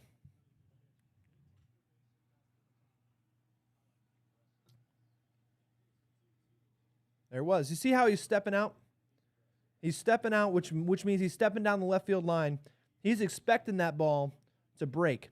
He just barely got a little piece of wood on that. I'd throw the exact same pitch, maybe move it up just a little bit. This is a different situation than what happened with Devers. Don't try to overthrow. Place a good pitch up in the zone, right on top where the catcher's mask is, right at the top of his mask, 98. There it is. Perfect pitch. Good. Now you can come back with that slider. Now you can come back and throw something down in his back foot that he swings over or rolls over to third base and you get a double play, right? All you're trying to do there is just change what he's doing, change how he's looking at the game. He's bailing slider to try to pull something down the line because you've shown that you're going to throw that inside slider all day. You might even try to backdoor slider here on this. Good pitch. Now he pops it up because there you go. That's what I'm talking about. That right there, that's good sequencing. It's really good sequencing. That's pitching. That's Zunino and the pitching coach seeing how the hitter's reacting to every pitch that he's throwing him and changing the game plan mid at bat. Because obviously the game plan was fastballs away, sliders down and in. He ambushed a slider last at bat. He almost did it again when he broke his bat. They adjusted the game plan, maybe got his eyes a little different, and they got an out for it. All right, Verdugo. All right, do what you did with Devers, but this time get up 0-2 and throw the slider. It's going to be 2 fastballs. There you go. Perfect. Just like you did with Devers. Up and in fastballs. Do the same thing. He's behind it. Don't get cute. Don't get cute. Throw another inside fastball. Throw that inside fastball, then throw that wipeout slider and just start walking back to your dugout. Too early. One pitch too early. See, he's thinking that. Again, like we said earlier, every now and then you want to double up on pitch, especially inside fastballs. Because most people don't throw inside, period, because it's difficult. They're afraid of hitting the hitters. But if you could effectively do, because he's done it to every lefty, he's throwing inside pretty effectively. Verdugo didn't know what to do on that last pitch. You know, the fact that he hasn't been throwing outside with his fastball, he's really been kind of going fastball in, sliders away. He's not going to get that pitch, even though he just threw an absolute dime job on the out. That should have been a strike. But stick with the game plan. You keep throwing the inside fastball. You've been doing that all game to lefties and then wiping them out with sliders. Okay, they're not catching up to it. You put that ball a little, even 6 inches more in, he's definitely not catching up to it. Now you throw the outside fastball or the outside slider. Make it competitive. Start it on the corner edge of the plate. Make it look like that fastball you threw 1-1. just before that he didn't get the call on, make it look like that, or even throw that pitch again, because obviously he's not looking for it. But if you throw that wipeout slider, good pitch. Look how out front he was. Yeah, it was in that direction. Yeah. If it's me, because I'm a slider pitcher, I throw it just exact same pitch. Don't get cute. He was not ready for that. He did not. That was not a good swing. He's bailing out into the bucket, swinging over the top of that, barely made contact. Throw the same pitch. You have another pitch later. You can go to the next pitch on 3-2 if you need to. Start this right over the outside. Good pitch. Did it again. Now you can go back up with the fastball below one by him. Now you throw that up fastball that he's been barely fouling off. He's got 2 pitches at 89 that he's looked really bad on. He's not really looking good as when it comes to his balance. So his pitch count by inning was 14, 12, 11, 23. He's still going in this inning, right? And again, remember, he threw 4 pitches to Devers. Ooh.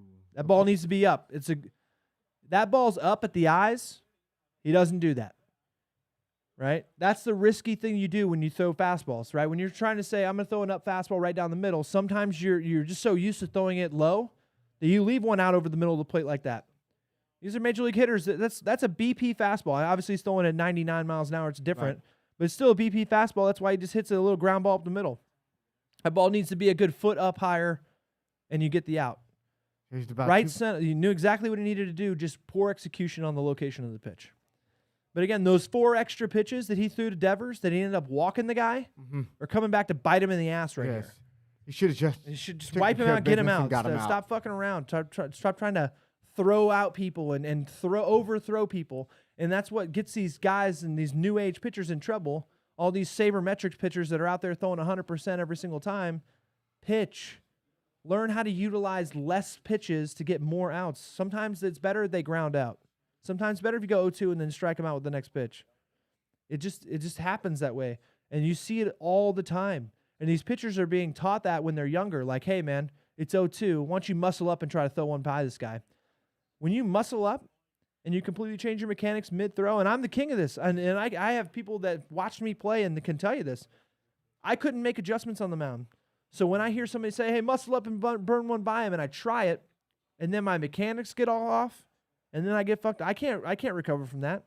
I have to basically go back into the dugout, just reset my entire routine.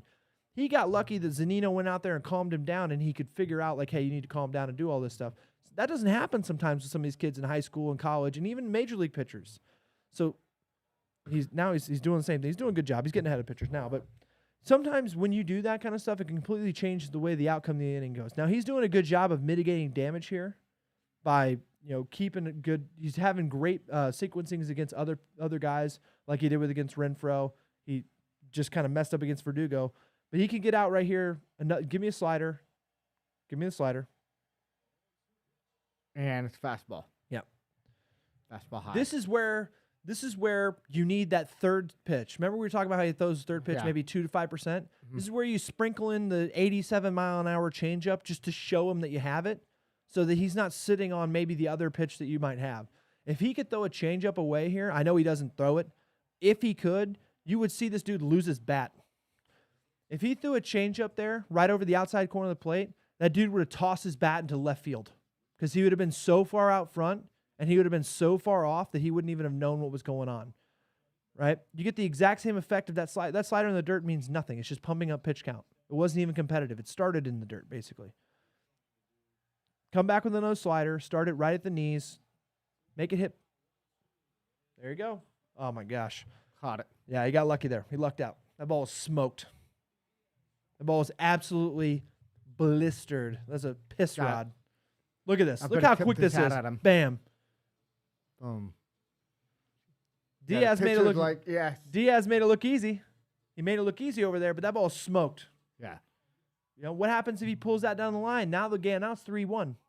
Guy on second base scores. Maybe the guy on first can, Verdugo maybe quick enough. Maybe they bobble the ball and you get 2 strikes, 2 outs.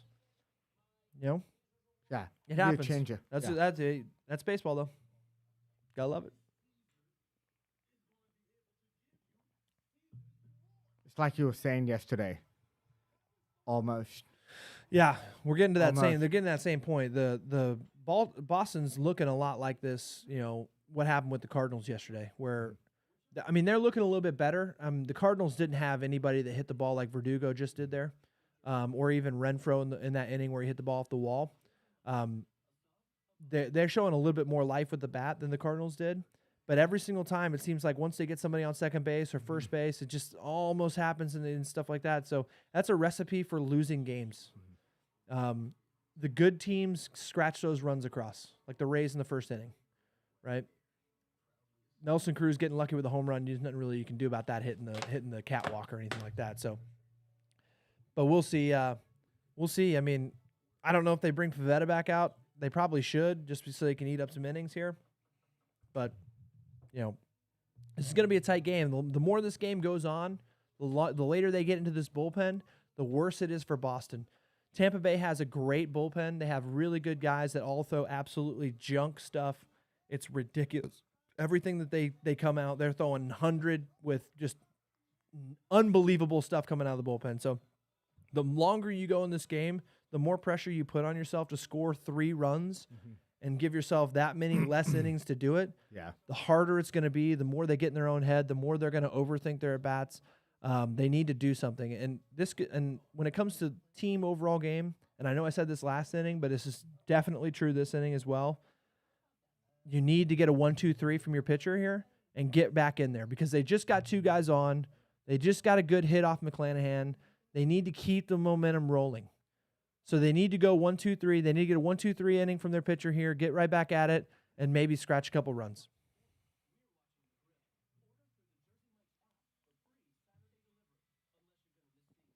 So, It should be interesting to see what they do in the next inning. hopefully this game doesn't go until 11:30 like the game last night. Oh, what? Yeah. I mean, we're already almost in the 4th inning, 5th inning now. I mean, this game's flying. I will tell you that the Chicago-Houston game went quick, even though a lot of runs were scored. The game was pretty fast. Okay, so Favetta's still out there. They started at 3 o'clock, didn't they? 3:10, 3:20. 3:10. They And it finished ended at 7. 6. Still a 4-hour game. That's a 3-hour game. 2.5, really. Started at 3:20, ended at 6. Nice job, Pivetta. See, that's what I'm talking about, right? You got 7, 8, 9. It's the back end of their guys. Technically, this should be somebody you can really kind of abuse when it comes to. I mean, it's the American League. It's different than the National League. You should be able to get quick 1, 2, 3. You know, stick to the game plan. Get your guys back in. Let them race back to the bat rack and get some hits here. So this is a big at bat. Zunino, obviously, it's not the same thing. I don't think Zunino's going to go yard again every single time he comes up. Not overreacting to how good Mike Zunino is. But there you go. Umpire's got a good zone. But I will say he needs to, we need a 10-pitch inning here. He's only thrown 2 pitches, 3 pitches now. Let's get some ground outs. Let your defense do a little work here. Make this a quick inning so you guys can get back up to the plate and keep that momentum rolling. Good pitch. Still first strike, though. Getting down 0-2, it doesn't matter who it is. It's not a good idea, especially in the major leagues, getting down 0-2. Let's get some competitive pitches.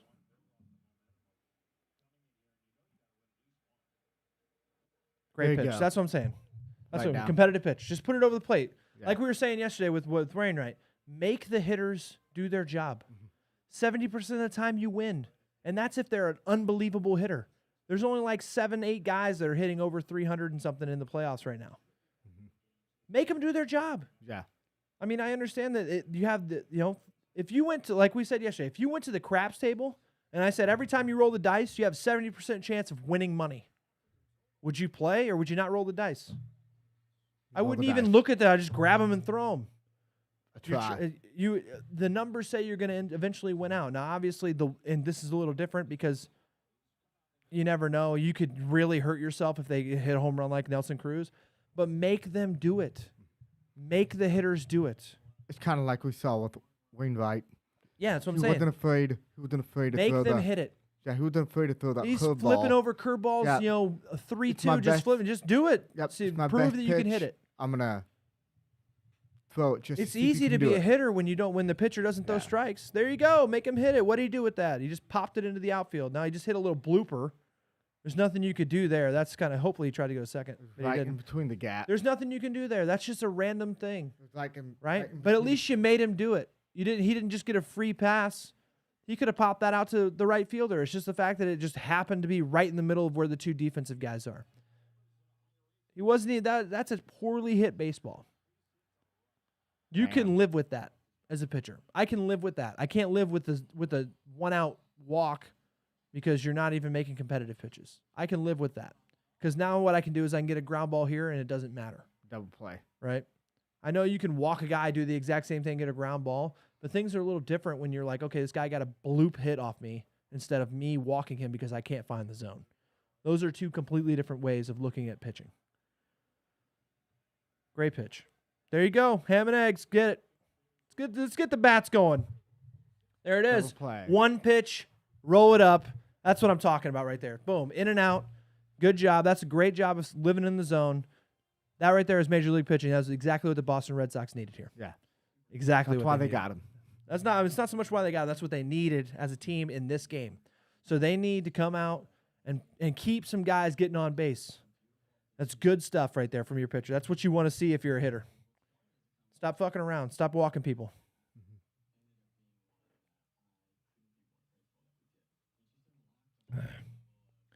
Anybody say anything to me? No, he just said now DP. Exactly. Yeah. That's what I'm saying. Right? If you start messing around and you're walking people and you get to that point where you just can't find your release point and you can't establish a strike zone, it's going to be difficult to do what you need to do every single batter that comes up, right? If you're throwing the pitches that you need to throw and something like that happens with Zunino where he hits a little blooper into right field that only is a single, at least you know I can still throw the pitches where I want to. And so all I need to do now is throw a down and in fastball, get this guy to roll over to the second baseman and turn a double play. Exactly what happened, right? Confidence changes pitch by pitch for a lot of pitchers. I mean, nobody's perfect at anything. And anybody that says, well, my confidence didn't change pitch by pitch. Yes, it did. You just may not have realized it, right? Every single time you go up there, the statistics change every time that it goes from 1-0 to 1-1 or 2-0. The difference between 0-0 and 2-0 is completely different from the pitcher, and they understand that. You know that. Now, some people would say, well, that's what makes good pitchers versus bad pitchers. Every pitcher experiences that, regardless of how good or bad they are. They all have the issue, or at least some point in their career, maybe not later in their career, but at some point in their career, they have the issue of, it's 2-0, oh shit, I need to throw a strike here, and they tense up a little bit. You need to keep the ball in the zone and force the hitters to do it, because then at least you know you did your job and threw strikes. Yeah. Most coaches will be okay with you giving up a bloop single. They're not going to be okay with you walking two guys, right? It happens. I mean, I understand nowadays with the sabermetrics, they'd be way more happy with you walking two guys than giving up a bloop single and a home run. Obviously, who wouldn't want to just walk two guys and not give up a 2-run home run? I understand that. Yeah, James said that the Red Sox needs to make it happen now. Yeah, this is their chance. This is how you do it. The pitchers did everything they needed to do here, right? The pitchers have been on the ropes, to use a boxing term. They've been sitting on the ropes, and they've been getting pummeled. The hitters need to come out and get them off the ropes and kind of put something back on these guys, because you can't keep doing this. You can't keep getting 1, 2, 3, not even having a shot of scratching out runs, because these pitchers are not going to keep being able to go out there and do that. You got to come on now. 94 right down the middle. Now he's probably getting told by his pitching coach, like, hey man, just keep doing what you're doing, throw it down the zone, make them hit it. You got good stuff tonight. Execute the game plan. That's why you're seeing 94 right down the middle against their catcher, who hasn't been hitting very well. So is this normal for him to go 67 I have no idea. I've never seen this guy pitch in my life. Okay. He's a rookie. But his numbers look really good. But, I mean, the Rays are never on TV, ever. It's the Tampa Bay Rays. I mean, just like what James said in the thing, nobody wants to go to the Tropicana field and watch the Rays play there. It's a shithole park, right? They play a boring brand of baseball. It's just a different way of playing. I mean, they do hit home runs and stuff, but there's a lot of strikeouts, a lot of walks. Everything's slow. Yeah. James just made a point that he normally only throws around 80 pitches. That's what I'm saying. So I mean, Getting but that's pretty what we said at close. the beginning of the game. Is Yeah. these guys are throwing 60 to 70, 100% pitches. He's not even at 70 pitches. Probably his last batter, and he knows it. This might be. They'll probably let him go for the whole inning if he gets a couple quick outs. Yeah. It's the same thing as what we were talking about with Rodriguez earlier today, where if somebody gets on, they got somebody warming up, they're bringing him in. They're not gonna mess around with that. I understand he probably throws 70 pitches. He's on a pitch clock. That's what we were talking about when he's scripted before the game started. But who thought he would get to 5 innings throwing only 68, 69 pitches? That's not how the Rays work. Those first 3 innings were an anomaly for a Rays pitcher. Usually they're throwing 20 to 25 pitches an inning because they're trying to strike guys out. In the same way that Devers, the whole Devers situation where he gets 0-2 and then tries 4 different pitches on a way to get this dude to swing and miss. That's usually how they approach every single batter. Now this may be signs of the Rays pitching staff and scouting department changing up the way they do their playoff baseball, which is a good thing. But there you go. Ooh. Get out. Okay. Again, make him hit it. 94 right down the middle. What are you going to do? Yeah. What are you going to do? Prove to me Put it over the plate Prove there. to me that I can't keep throwing 94 mile an hour right down the middle and get you out. Show me why I can't keep doing that. And I'm not saying do that with every guy, No. but they're talking about the number 8 hole hitter that hasn't really been hitting their catcher, and maybe Christian Arroyo here, who has not been hitting. He's hitting 260. Has literally went 0 for the entire game against the Yankees 2 days ago. Same thing. Throw it right down the middle. You're messing around with the slider 0-0 to the 9-hole hitter. The guy's 0 for 7 in his last 7 at bats, and you're messing around with the slider 0-0. Yeah. Not impressed with that one. Okay, it's nothing to do with this. Is just, I mean, that's just. I can't even tell you what I mean. There you go. See, then you come back and you're overthrowing the fastball again. You're pulling off the front side, and you're not even close to the zone. I So mean, he's getting a little tired there. yeah, he's getting this way. This is 3 more pitches than he's ever thrown in his life. He's at 70, 73. Usually he's in the dugout looking at tape. James said he normally throws around 80 pitches. Yeah. So There you go. Slammed. he's getting That's tired. what happens when you get down 2-0 and you don't throw any competitive pitches. You got to throw something over the plate. He's sitting fastball. He got what he wanted and he got a single. That's good. Boston needed that. You can't do that as the Rays. I understand you're tired. You might get thrown out. You're going to get taken out even quicker now. Definitely what you're going to do. That's unacceptable as a pitcher. Unacceptable. I don't understand why you're throwing 0-0 sliders in the dirt to the 9-hole hitter who's 0 for 7 in his last 7 at bats. I don't know who. He was 0 for 7 until he came up to that. He didn't get a single hit in the New York game, in the wild card game. He didn't get a hit all night until tonight, until just then. There you go. Get some guys up. He would do then. It's not so much he was due. He got gifted that. What are you doing? Did it again. Same thing. You're gifting these guys hitters counts. Go after them. They haven't come close to touching you the entire game. This is the same thing we were talking about with Evaldi in the game against New York. They haven't even come close to. There you go. There you go. That's what you need right They there. haven't even come close to putting together good at bats. These guys, specifically these guys in the lineup. Now, when you start getting into Schwarber and Bogarts, that's when you can start throwing these 0-0 sliders, changing up everything like that. But when you're talking about guys that haven't even sniffed a base hit against you. Speaking of, Schwarber's up. Exactly. Now you got a Schwarber with a guy on first. He could get him within 1 run. The inning should be over. The inning should be over. And that's what we're talking about here. Well, I think there you the go. Now they're bringing in coach- another guy. Yeah. Now you're slowing the game down. You should have pitched. Sabermetrics. He should have pitched 5 innings. And he should have been a great start. Instead, you're only going to pitch 4 2/3, unless he says, "Hey, we're going to give you this guy." But this could be big. This could be huge because Schwarber, again, like I said, he can make this a 3-2 game like that. He eats steaks, slams beers, and hits bombs. That's all he does. Who's after Schwarber? You can't be messing around with somebody like Schwarber. He hits the ball Who's 500 after? feet. Who's after Schwarber? Bogarts, another great hitter. But obviously they're not going to let this guy. If they let him pitch to Schwarber, he's the last hitter that he's pitching to. He's either getting him out or they're bringing in another pitcher. This is dangerous. This is dangerous. He hasn't had a feel for the strike zone, and he's been throwing fastballs right down the middle. You throw something right down the middle of Schwarber. I don't care if it's 100. He could take it 500 feet. Are you calling something here? I'm not trying to call a home run, but I am going to call something hard. If he leaves a fastball right over the middle, he's going to hit it hard. There you go. Okay, that's fine. I'm cool with that. I'm okay with the 0-0 slider to Schwarber because Schwarber can hit the ball 900 feet for no reason. It's true. I mean, look what happened when he did with the Cubs in 16 World Series. He hit that ball on top of that building. James said only because it's lefty-lefty. I know. I understand the matchup. The problem is he just threw a strike, right? And he's getting squeezed. So now it's 2-0, right? If he's actually establishing a zone and he's not all over the place like he has been for the last 3 hitters, he might have got a strike call here. But now it's 2-0. He's probably going to throw another fastball, and we could see a 2-3 game. Ooh, there you go. nice. Okay, well he got it back, right? That's good. It's a great pitch. That's a pitcher's pitch. Schwarber's not doing much with that. It's a great pitch, and that's what he wanted. But it should be 1-2. It should be 1-2 at this point. But let's see what Schwarber does here. If he throws him another fastball and it's up, that could be a problem. He's dotting it up. Same spot. This dude he's doing Schwarber's now Schwarber's starting to think.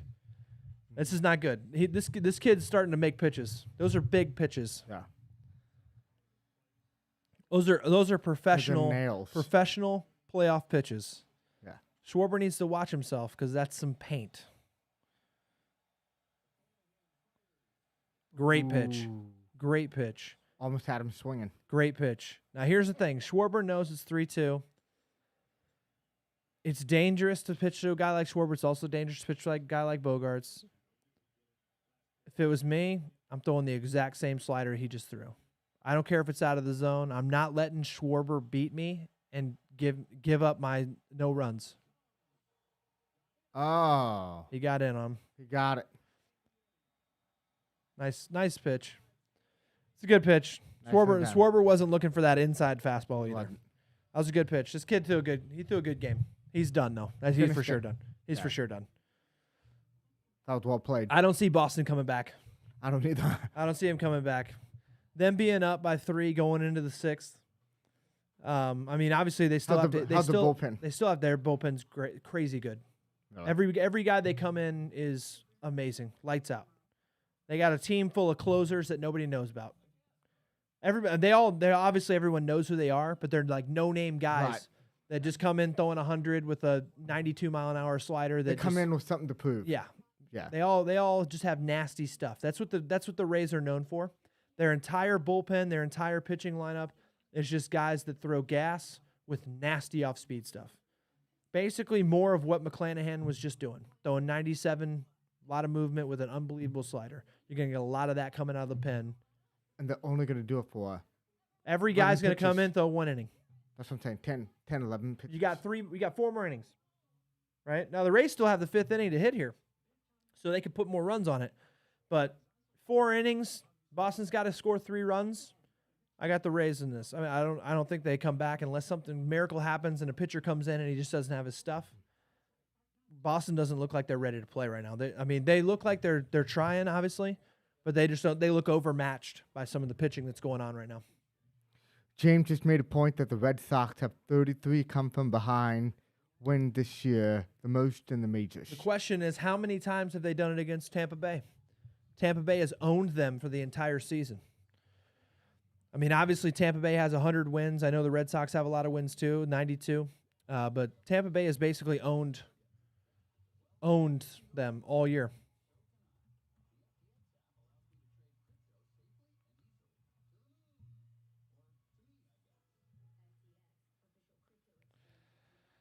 All right, let's take a look at this.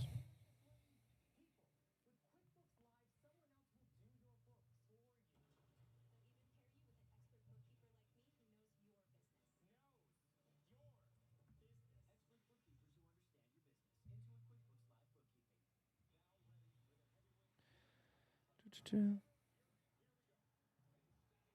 right, let's take a look at what they did this year.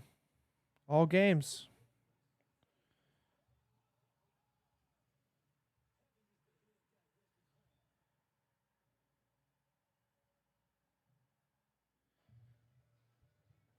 So Tampa Bay is 7-3 at home against Boston this year. 7-3. Yeah.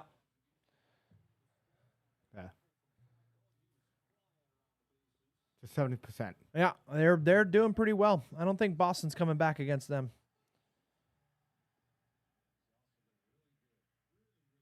James said that Boston's had 5 come from behind wins against Tampa this year. Yeah, and every single one of them has been in Boston. Too bad we're playing in the worst stadium in the league. And Nelson Cruz is hitting home runs off the catwalk.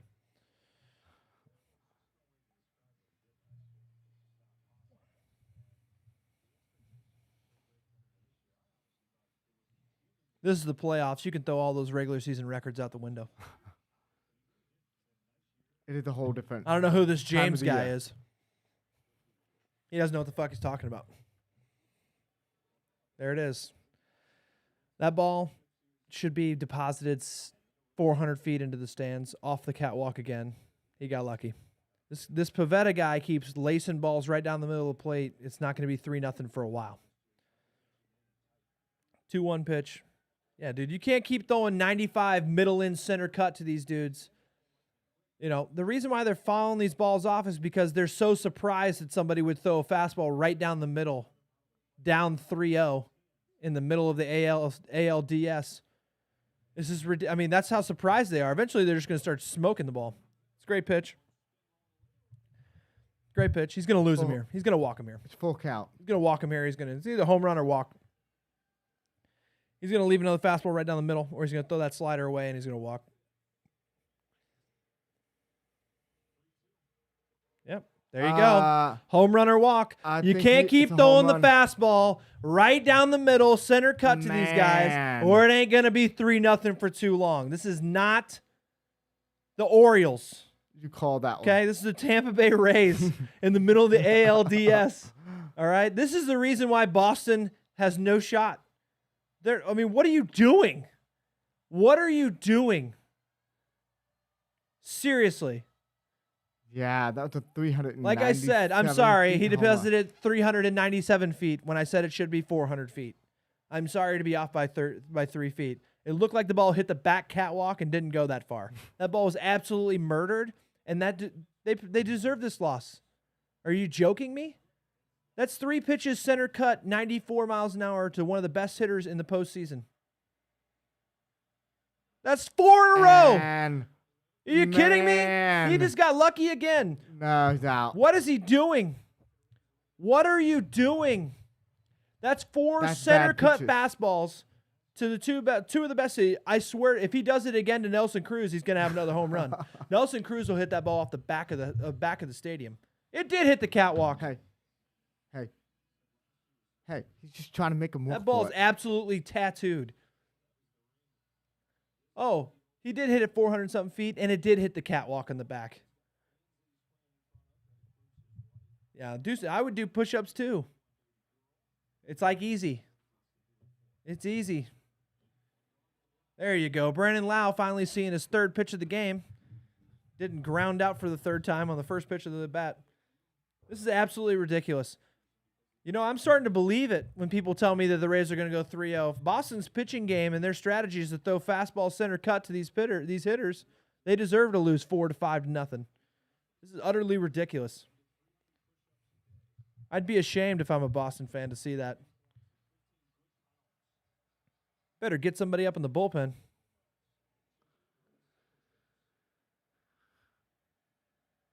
What are you doing? Good Lord. There it is. Are you serious? They need to pull him. I know that. That's another one. That's another one. Nelson Cruz, if he does that to Nelson Cruz, who is coming up right now, that ball is going to get absolutely murdered. Crushed. Murdered. This game will be 5-0. If he throws another center cut 95-mile-an-hour fastball to Nelson Cruz, I'm going to lose my shit. This is utterly ridiculous. How can this guy be in the majors throwing just BP fastballs in the playoffs? This is the ALDS. This is not some throwaway game in Buffalo. You know, playing against the Blue Jays before they got back into Toronto. You have to win these games. You can't lose 3 games. And you're going to do that? Now you're down 2-0. Here comes the fastball. Here it comes. Give me another one. Serve it up. No, serve it up. He took a chance. Nope, serve it up. Here you go. I blame Alex Cora. I blame the manager. Why? For putting him back out there. This is unbelievable. He just got the number 1 sign to throw another fastball, and he about pissed down his leg. That's why he didn't move. This guy is scared to death. What are you doing? Ooh. Get out. Get out. Oh, man. Lucking out You here. Almost called that one. Lucking out. I can't. Oh, my God. Oh. That was wild. How did Boston even make it here? Great question. I mean, seriously. Seriously. Can we ask that question? Can we ask that question? Why is Boston here? Why is this not Toronto? Why is it not Toronto? I mean, I understand why Boston's here. They won more games than Toronto by 1. I completely understand that. I'm not stupid. I'm just saying, are you kidding me? Are you absolutely joking me? Are you serious? That's 7 pitches in 1 inning. 3 to 1 batter who ended up taking him yard. 94 right down the middle fastballs. 3 of them were 2-0. What do you think they're going to do? Of course they're going to tee off and hit home runs. He just got lucky that Nelson Cruz didn't take that ball opposite field for 400 feet. You're playing with fire here. Your hitters aren't doing that. No. Is McClanahan doing that? No, he's throwing 97 with 4 feet of movement in on people's hands, breaking off sliders that are bouncing at the plate. You think he's coming close to the center cut fastballs? No. No. Did the McClanahan throw a center cut fastball to Schwarber with a guy on first base? Wasn't even close. No. That's the difference between a team that wins 100 games and a team that squeaks into the playoffs like Boston. If that's who they're going to start, I mean, if Evaldi's not pitching and Sale's not pitching, who is this Boston team? This is why I like 5-game series, right? This is why you should like a 5-game series, and specifically in the ALDS, right? Because they had to throw Evaldi 2 days ago to get to this game. So that gives the Rays even another advantage. They don't get 2 starts from Evaldi in this series. Somebody else is going to have to make 2 starts and win, or they're going to have someone else come up and step up for them to win this game. If they want to move on to the ALCS, they got to fucking earn it. You don't get your number 1 guy 2 times in this series. You get him once. Now, Chris Sale, who's been kind of bad coming up on here, he's still a really good pitcher. He's going to have to step up tomorrow and win a game. And then maybe Evaldi throws on Saturday or on Sunday. And then you're going to have Rodriguez or Sale again later down the series. You're not getting 2 of your best pitcher. So if Boston can only trot out Evaldi every 5 days and maybe Sale every now and then, and they're going to throw this other than those guys, they don't deserve to win. Not the way they're playing. They don't tonight, deserve to win. They need to just go home. Just pack it up. Seriously. Because that is pathetic. The scoreboard said, Are you kidding me? That's ridiculous. That's some high school bullshit. That's some dude who's like, I throw 94, nobody ever hits me. Let's see what you got. Cheddar, 97. Like I said, everybody they bring into this game is going to be just pumping smoke. It's just ridiculous. It's JT Cheragos. What a name. They're in trouble. Yeah, they're in trouble. If you thought scoring 3 runs in 4 innings was going to be difficult against this bullpen, try scoring 4 or 5. Because this game, the Rays are not done scoring runs. If they're going to keep trotting people out there like Pivetta, they might score a run an inning. This is, oh my God.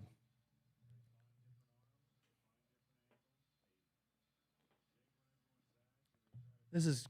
They're 2 strikes already. Yeah, they're pumping the zone. They throw strikes.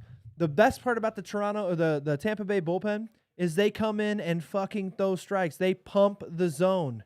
They are around the zone. They don't mess around, and they just let it go because they know they have 1 inning. Every single guy that comes in for the Rays, they understand they're not throwing more than 1 inning. And I will give the Rays this. They are the team that is, if you don't come in and do your job, you're not getting another chance. There you go. I can live with that. A 40 hopper through the infield because of the shift. That's fine. But it is going to be a problem if Devers can do something here. This is the biggest at bat for the Boston Red Sox. You got no outs with Bogarts on first and Devers coming up. If you can't get a run here, if they can't get a run here, this game's over. This is going to be one of their best chances to score runs. You got a fresh pitcher on the mound who just gave up a 30 hopper through the infield to one of your best hitters. Right? And then you got your overall best hitter lately coming in the game to face this dude. And he's looking at 97 on the black. That's an absolute pitch. That's a pitcher's pitch. If you want to make millions of dollars as a bullpen pitcher, you learn how to throw 97 down and away to everybody that you throw against. You'll make millions if you can throw that pitch every single time. That's an absolute pitcher's pitch. There's nothing he's doing with that. There it is. Look at that. Backdoor slider. Devers has been out on his front foot the entire game. He hasn't looked comfortable one time in this entire game. I don't know whether their scouting department has been doing some good research. He does not look comfortable in the box. It's bad. It's actually really bad. Because he needs to do something if they're going to win. He carried him through the game against New York. He needs to do something here if he's going to win. He needs to make a. Ooh. Just missed it. There you go. Oh. That's a huge out. That's big. Huge. Look at that. Look at that bullpen. Wow. Unbelievable. Best bullpen in the AL. Wheel of saves. You see what I mean? They just bring people in. And if you don't do your job, they bring in someone else. They got 30 guys they just bring up. No-name guys you've never heard of in your life. It looks like they just created them in MLB 14. The Show. Wow. That's what I'm saying. They just bring people in. You're like, who's this? Who's next? Fairbanks. And they all come in. They all throw smoke. I don't know what it is about the Rays, but they always develop unbelievable pitching, especially bullpen guys. For some reason, they just have a good way of doing that. They have a really good scouting department. I will give you that on sabermetrics. They do a good job of evaluating talent with their sabermetrics, which is probably the reason why they always have a steady diet of really good players. It's just sometimes their managerial styles when it's close game and they're not up 4-0, they make some questionable decisions. Now, this guy, he needs to get around the plate here. Yeah. I know I've been kind of ranting and kind of being ridiculous the last couple hitters and stuff like that, but 2-0, I understand that Devers is a big at bat. I mean, it's a huge inning. If you can get a guy that gets on, no outs, and you can get out of it without giving up a run, that's huge. Come on now. He's not even getting competitive here. Now, I don't know if he just kind of lost it a little bit against Renfroe or what's going on, but let's throw strikes. Yeah, he's at pitch 10 now. Let's throw strikes. Come on. Let's throw strikes. Let's go after. Renfroe can hit home runs. Renfroe can hit home runs.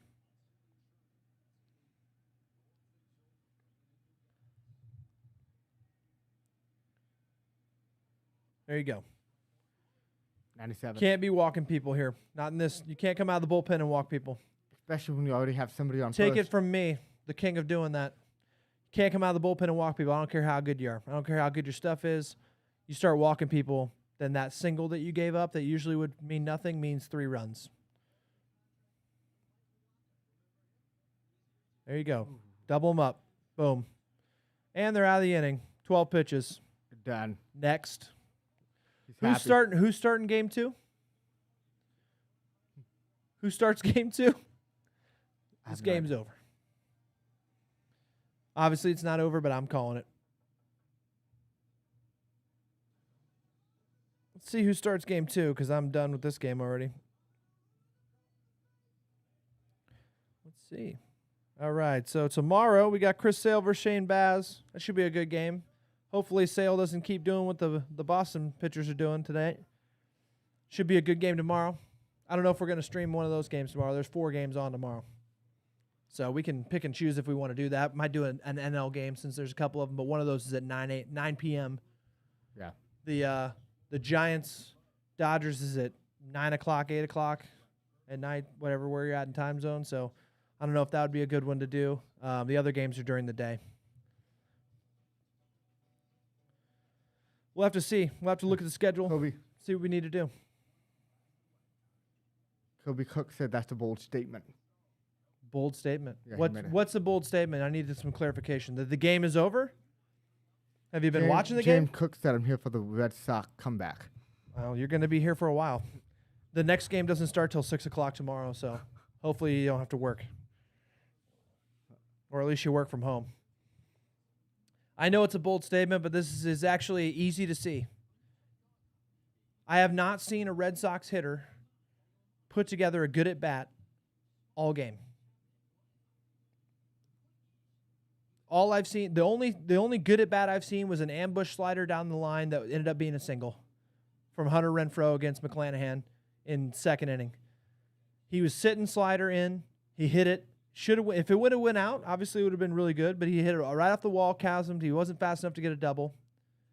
Other than that, we haven't seen any good hard hit balls. Verdugo had a good at bat where he hit a 30 hopper up the middle of the infield because that's what he did. Bogarts just hit another 30 hopper in the infield, but you're not scoring runs with 20 hoppers, C&I singles up the middle. They look like they were hitting just as good as the Cardinals. No, they're hitting better than the Cardinals because at least they have more than 2 hits, right? I will give them that. I'll give them that. But the Rays the Rays have 2 home runs. They're hitting. They got guys that are hitting absolute seeds across everywhere. 3 or 4 guys hitting absolute lasers that just end up getting caught. Nelson Cruz barely misses his second home run of this game. Unless they can bring somebody in that completely shuts them down and somebody does something with the bat that lifts the ball in the air to where you actually might have a chance of scoring a run, this game is over and move on to the next.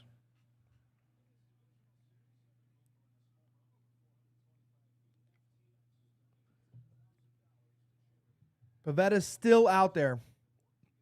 Now, here's the deal, right? And here's the reason why. This is what we were talking about earlier with Edwin Rodriguez. He's still out there because they don't want to bring in other pitching. It's a 5-game series. They have other people that they need to throw, right? Pavetta was the starter for the year. He started over the entire season. They're down 0-4. It can't get that much worse, even though it can. But why would you want to bring in one of your bullpen guys when you can just keep him out there, hopefully scratch out a few extra innings, and it's 2-0 again? Please don't throw another fastball right down the middle. Thank you for making that pitch competitive. But hopefully he can get a couple outs without giving up runs. James just wants to know, was it over when the Germans bombed Pearl Harbor? Okay, really? All right. Yes. For the people that lived in Pearl Harbor, it was. I'm kidding. That was a joke. That's obviously not true. No, this is a completely different thing. Nobody. This is absolutely zero show. There's nothing here going on that you can see any life from the hitters of the people on the side of Boston. It'd be different if you were seeing good at bat after good at bat, somebody putting a little wood. People scratching out walks. These are. There's a hit. No, again, another laser right at another guy, right? I know you can keep saying that all the time. Eventually, these things will come down and somebody's going to get a hit. This is what I'm talking about when it comes to the Rays. I can see the Rays scratching out a few runs because every time they hit the ball, they hit an absolute shot. That ball's hit hard, right? Boston is hitting 30 hoppers through the infield. They've had a couple of decent hits, but nothing has really gone above 10 feet in the air except for the one hit from Renfroe that ended up being a single. They're not showing me that they can put the ball in play at a good enough mark to score 4 runs against this bullpen, the best bullpen in the American League. That was a dirty curveball. Very good. Obviously, this guy's just came in. Wendell first at bat of the game. If Boston wants to come back, if this James guy wants to see the Boston comeback, then Pavetta's got to have 2 more innings. This one and then 1 more where he goes 1, 2, 3. And we need to see something out of one of the big hitters from Boston. I don't care who it is. Show me something. I don't care if it's a solo home run and they do nothing else. Give me something. But this pitcher needs to come out and go 1, 2, 3. He has to if they want a shot. They can't keep hitting lasers across the field. Those are really good pitches. That's a dirty curveball. It looks like he's really good against lefties, or he may be figuring it out. I haven't seen him throw that. I swear to God, if I see another 95-mile-an-hour, dick-high fastball right down the middle, I'm going to lose my shit. He could have. Yeah, somebody's going to deposit that again down the left center. This dude only got 10 home runs. Let's not make it 11. Get ahead. Good pitch. That's a better pitch. I'd rather see that than the center cut fastball. Right over the plate. Yeah, he got somebody talked to him. Somebody let this dude know, hey, you can't be throwing the ball right over the middle against anybody in the major leagues. You're going to just get smoked. It's close. I like what he's doing. I like that pitch. He's trying to execute that up and in fastball so he can throw that big sweeping curveball here in a second and get ahead. Just a little too much inside. That ball needs to be a little bit more up and a little bit more closer to the hands. So we'll see. I'm guessing big sweeping curveball here. Okay. I like it. I'm not mad about that. That's a good pitch. Changing the eye level, keeping them different, because obviously that was a miss. Catcher setting up outside. That's supposed to be a down and away fastball, and he just missed the spot. This is probably his last inning. He probably knows it.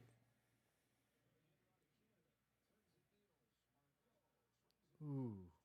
Okay. That's supposed to be a slider, and it's supposed to be away. He's flying open, trying to overthrow pitches, just like Scherzer was yesterday. He's nowhere near getting on top of the ball. It's a spinner. He's getting a little lucky with that. He got lucky. He got a little lucky with that. Yeah. It's a hard pitch for people to hit because they see that slider motion and the spin of the ball, but it doesn't move. Right? It just keeps spinning and goes straight there, which is the reason why Margot didn't look very good on that swing. You can get lucky on the backup sliders, what they call it, where the ball just spins and it doesn't really do much. There's that curveball we're looking for. It's a good inning. That's what we needed. I'm guessing that's what the Red Sox are normally looking for out of Pivetta, not these center cut fastball home runs that he's been giving up. Yeah. I'm guessing that's what they're looking for. But yeah, if the Boston, they got 3 innings. 3. You got to score 4 runs in 3 innings, gets the best ERA bullpen in the American League. Comebacks happen. It's over. I know it's a bold call. I'm calling it right now. I'll put money on it. Between me and you. I know it's over. I know it's an odd reaction. It's difficult to say that and stuff like that, but I haven't seen anything from the Boston hitters that tells me otherwise, and I'm going to keep doubling down on that, and I'm not going to say sorry about it. Period. Shouldn't be. I should. Some people would say I should be sorry about it. Yeah. Whoever this James character is probably says I should be sorry about it.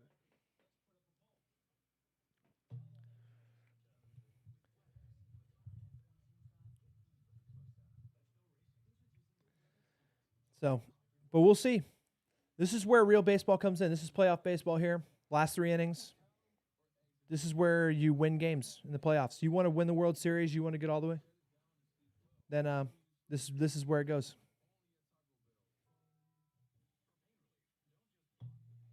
So, all right. Let's take a look here. I'm going to look at tomorrow's games, see which ones we got to do. I'm going to do one more game tomorrow. Hopefully this is informative for some people, or the people that are listening.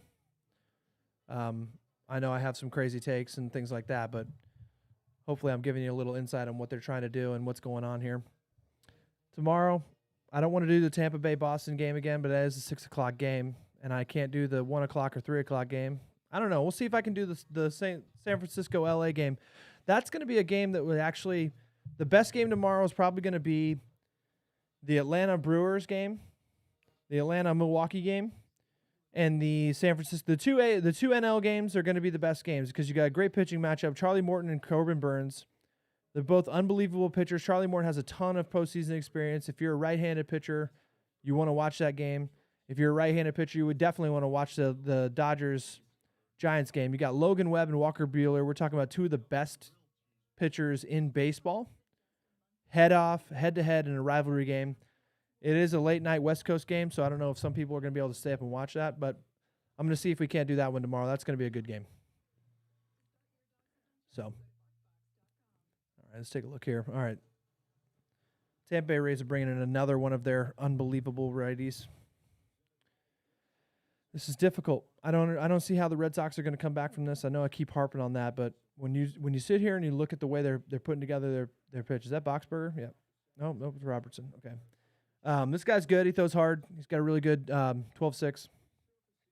He was a closer for a while with the White Sox. He's really good. Looks like he's just kind of coming out of the bullpen. He's not really giving up or having any. He doesn't have any losses, so that's always good.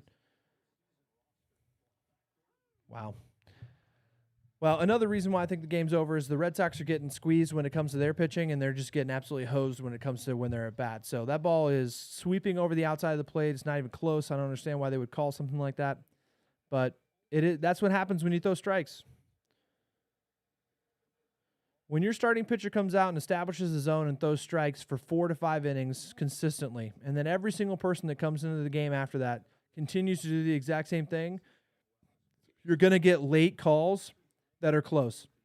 When you come out and you're not establishing a zone and you're all over the place and you don't know what you're trying to do, catcher setting up on one side, you're throwing the ball the other side, things like that, you're not going to get close pitches late in the game.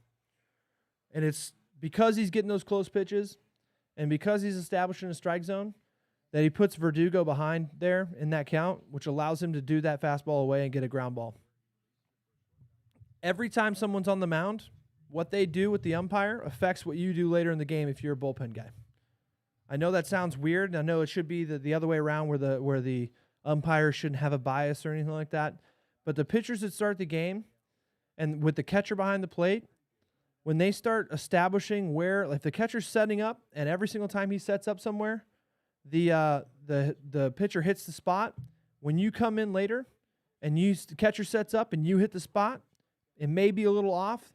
The umpire is going to be more inclined to give you the call than if the person in front of you is all over the place and the catcher's moving all over the place and he has no way of being able to frame pitches. So when you talk about having a full bullpen and a full pitching staff, every single thing matters. It trickles all the way down from the starting pitcher to the closer. This guy's just pumping strikes. Pumping strikes. This is what you want to see. If you're a hitter, and your guys come out there and they're just pumping strikes and they're getting you in and out, balls coming done, it's 1, 2, 3. That's what you want to see when you're a hitter. Because now you know, okay, we're not messing around here. Obviously, I don't know what is this camera angle. They're not messing around. You're not standing out there for 20 minutes picking your ass while you watch some guy get walked for the 3rd time this inning. You know, every single pitch they might be able to hit it because it's in the zone, right? It keeps you on your toes. It keeps you engaged in the game. You dictate the pace of the game as a team, as a pitcher.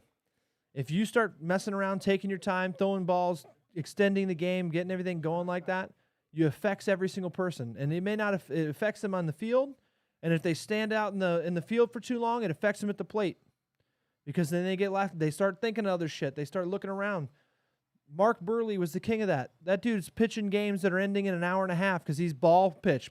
He's just getting it back pitching. And everybody loved playing with that guy because it just kept going, kept the game moving.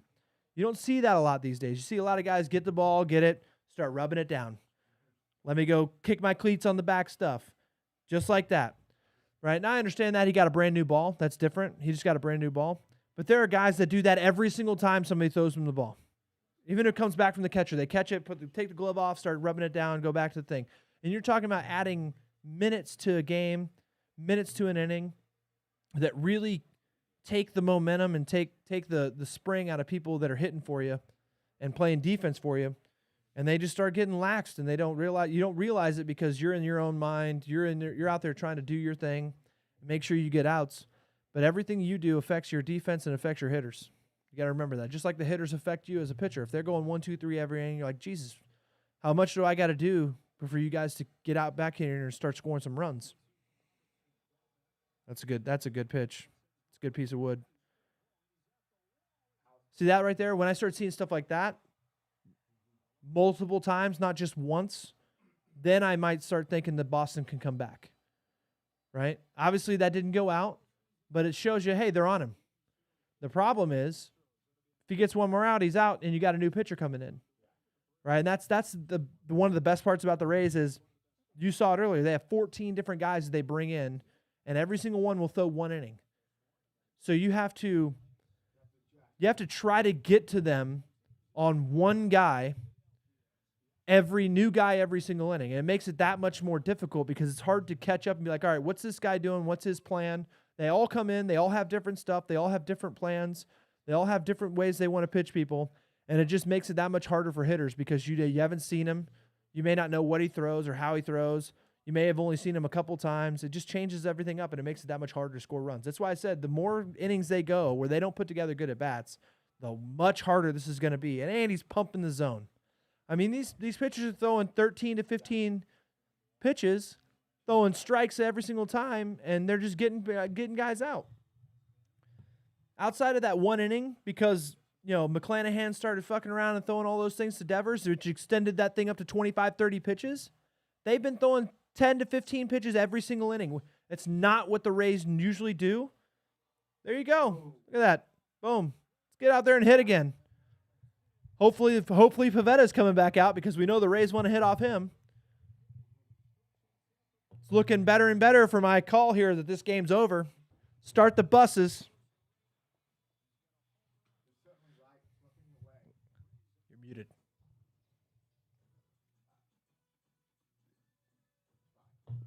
Just saying. So, but yeah, I mean, that's baseball, though. Sometimes when you played enough games and you've seen enough games, you start to understand that, momentum matters. Now, again, it can change like that. Say he walks a guy. Say the next guy comes in, walks first dude up, right? And then the next guy hits a 2-run homer. 2 pitches or 5 pitches. Boom. That momentum changes just like that. Say the next guy comes up and he walks the next guy. Now it's 2-4 with the guy on first, no outs. Obviously, that's the way baseball works. But the problem is you're not seeing anybody from the Boston that's stepping up and forcing something like that to happen. They're not putting together what you would call quality at-bats. They're going up there. They're letting 2 strikes get thrown over the plate without even swinging. And then they're just making bad swings at pitchers' pitches. Honestly, right now, I'd like to see Brandon Lau come up for the Boston Red Sox. First pitch, I'm swinging. I'm ambushing. I'm hitting fastball. I'm sitting fastball. And I don't care where it is. I don't care if you spike that ball 40 feet from the ground. I'm swinging like I'm hitting that ball 400 feet. Because one hit, one home run completely changes the momentum for the Boston Red Sox. If they want to come back, somebody needs to ambush one of these pitchers, completely guess, and get lucky and absolutely smash something. Change the mentality of the dugout, because right now nobody in that dugout thinks they're going to win. Now, they all obviously are major league players, and they're like, okay, we can definitely come back and do all this stuff. But everyone in the back of their mind's like, fuck, we've been shut down for how long? Like, holy shit, we need to get going here. The pitchers in the bullpen are like, I don't care what I'm doing. Doesn't matter if I come out there and I go 1, 2, 3. We're going 1, 2, 3 every single inning. Somebody it's not has looking to step up. It's not looking good for me. So what? I mean, at some point you're like, well, what do I need to do? Do I need to grab a bat and try to do something for you? I mean, and I understand, it's different because there are times where the hitters will put up 3 runs and the pitcher comes out and gives up 3 runs. That happens. It's the same thing. It goes both ways. But at this point, you're in the playoffs.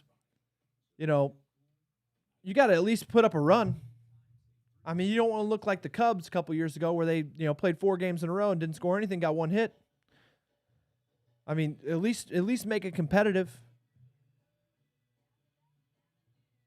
I mean, come on. I mean, you're basically gifting the Rays the first victory of the series, and when it comes to a 5-game series here, Pavetta's out there. Here you go, Zunino. Uh-oh. Don't be leaving hangers against Zunino. Yeah. Sure. Or that overreaction might turn into an underreaction. Boom. Oh. Just missed it. Hit the catwalk. Hit the catwalk. Damn it. He was aiming for the catwalk. This is what I'm saying. If Boston wants to come back, Pavetta's got to lock him down this inning. For Pivetta to do his job, he's got he did it last inning, went 1-2-3. He needs to do that again. He's only thrown 2 pitches here. He's got the back half of the lineup. Now, obviously, he's got Kiermaier here as number 9. Next up is Arozarena. You can't throw center cut fastballs to that guy who already took you deep last time he was up.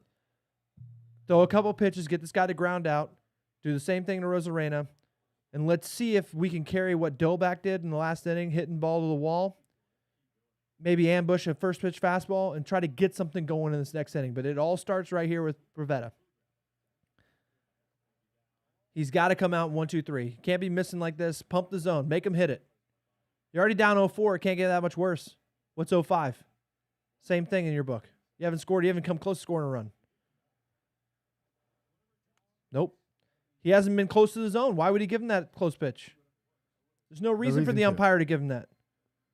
You haven't come close.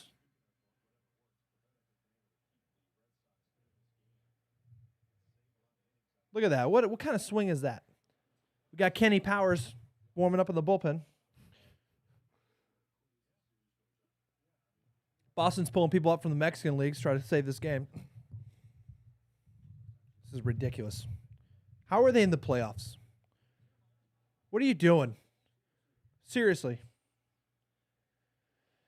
We got to watch this. Toronto's at home. Are you kidding me? Mm-hmm. Are you joking?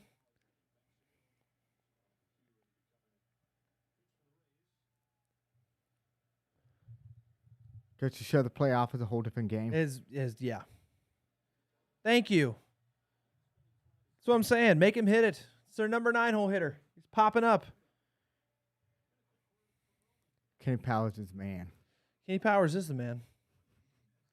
I love Eastbound and Down. If you're a baseball fan and you haven't seen Eastbound and Down, you need to go back and start watching it right now. It's one of the best things you'll ever see, one of the funniest comedies you'll ever see. Danny McBride, underrated. Mm-hmm. In my opinion, he's funnier than Will Ferrell, and I know a lot of people like Will Ferrell. I like Will Ferrell a lot, but he gets a little old after a while. I could watch Kenny Powers and Danny McBride do his thing all day long. Just, there it is. There you go. I mean, that ball's a strike, right? But again, you're not going to get that if you're not pumping strikes. If you're all over the place and you're spiking fastballs, 50 feet, you're not going to get a close pitch late in the game. Note to people, throw strikes, establish a zone, do what you got to do. You can't be spiking pitches trying to overthrow. At least he's not throwing them center cut. At least he's not doing that. I think he learned the lesson. I don't know yet. We'll see. It's still only 1-1. This is the guy that took him yard. He does it again. A great pitch. Ooh. All right. Okay. All right. This is getting a little ridiculous. That's 3 pitches. That should have been a strike. That's ridiculous. This is okay. I'm not going to blame Pivetta for that. That should have been a strike. That was not even close. And it's shit like that that completely changes the outcome of this at bat, because it should have been 1-2 there, and now it's 3-1 because the umpire is like squeezing him for no reason in the middle of an 0-4 game in the 7th inning. Because he was clearly inside the box. There you go. This guy's ready to swing. That ball was clearly a strike down. Yeah. Right? I understand you didn't give him the first one. I get it. But the second one, right down the middle of the plate on the bottom half of the zone, are you fucking joking? In the box. See, and then look at that. He's probably chirping to the ump right there. He's like, "That's your fault, fucker. That's your fault, Blue. Call strikes." I've said it. I've done that before. That's on you, Blue. Call strikes. Do your job. And I'll tell you right now, they do not like being called Blue. Don't do that. Why not? At higher levels, because it's a demeaning term. To higher level, like college level umpires and people in the minors and majors, you learn their names before the game. If you're a starter, you'll go out there and usually I used to go out and shake the hand of the umpire because I'm trying to butter him up, Right. And they tell you the name. You start chirping from the dugout. I got thrown out all the time in college from the dugout. Not even when I was in the game, because I'm yelling Blue and stuff from the dugout. I know their names. It's a term of you're demeaning him. It's like calling a waiter boy. It's the same thing. They hate it. You want to get kicked out of a game from the stands as a parent? You start standing behind one of the dugouts and just keep calling the umpire Blue. Just keep calling him. Just keep saying something. I guarantee he takes off that mask, turns around. It'd be one of the funniest things ever. Oh, Like, let's go, Blue. Get it together back there. Come on, Blue. It pisses him off more than anything you've ever heard in your life. Because all he can do at that point is think about you. You should only do it when your guys are hitting. He won't be able to call strikes. ball. He's thinking about you, and the next time you're going to say his name. Obviously, don't do that. That's really bad advice. Unless you like getting kicked out of games. I've been kicked out of minor league games. It's so much fun. One of my favorite things to do, I'll be honest with you, we have a independent league team here.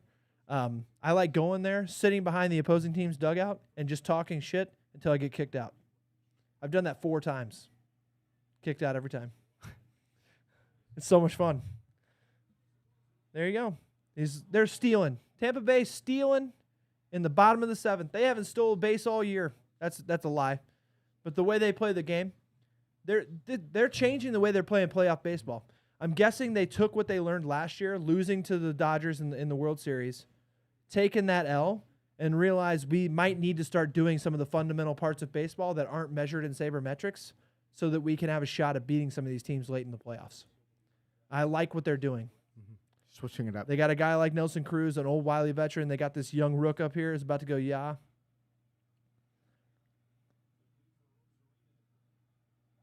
There you go. Pavetta's quaking his boots. That dude's pissing down his leg right now. This is a big this is a big inning for Pavetta. I don't care how good he was during the year. He comes out and he gives up a 2-run home run right here. He may not have a job next season. MLB is a business. That's why he threw over to first again. I know he's saying he's keeping the runner. No, he's not. He doesn't want to attack the hitter. He's in a bad situation right now.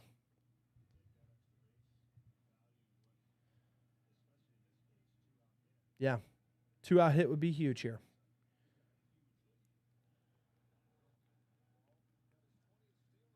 They're so worried about the runner. Why don't you just? They're so worried throw a about strike? they're so worried about the runner that they're pitching out. That was an inadvertent pitch out. I get that.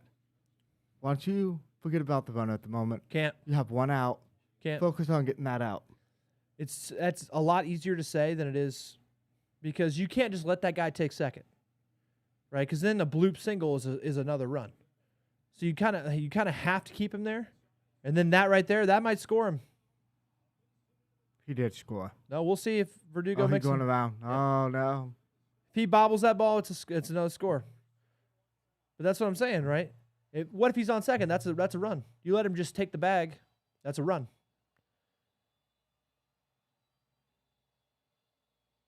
I'm surprised Pavetta's in this game. Here comes Kenny Powers. James said, "You're my boy, Blue." I hate that movie so much. I mean, that movie is great, but after to a point, that was where, like, obviously that's like peak of Will Ferrell, where he's doing the whole, you're my boy, but it gets to a point where you've seen it so many times that it's just like, God, this is old, but it's still really funny. But like there's all kinds of great. That was like Vince Vaughn's breakout comedy role. Mm-hmm. It was. Here you go. New pitch. Kenny Powers. Here he comes. The lefty Kenny Powers. This guy should be bagging groceries somewhere. That might be a little harsh. I don't know. Just look at him, dude. He's playing in a beer league softball game after this. He's probably going somewhere with James, this random James guy, to play some beer league softball.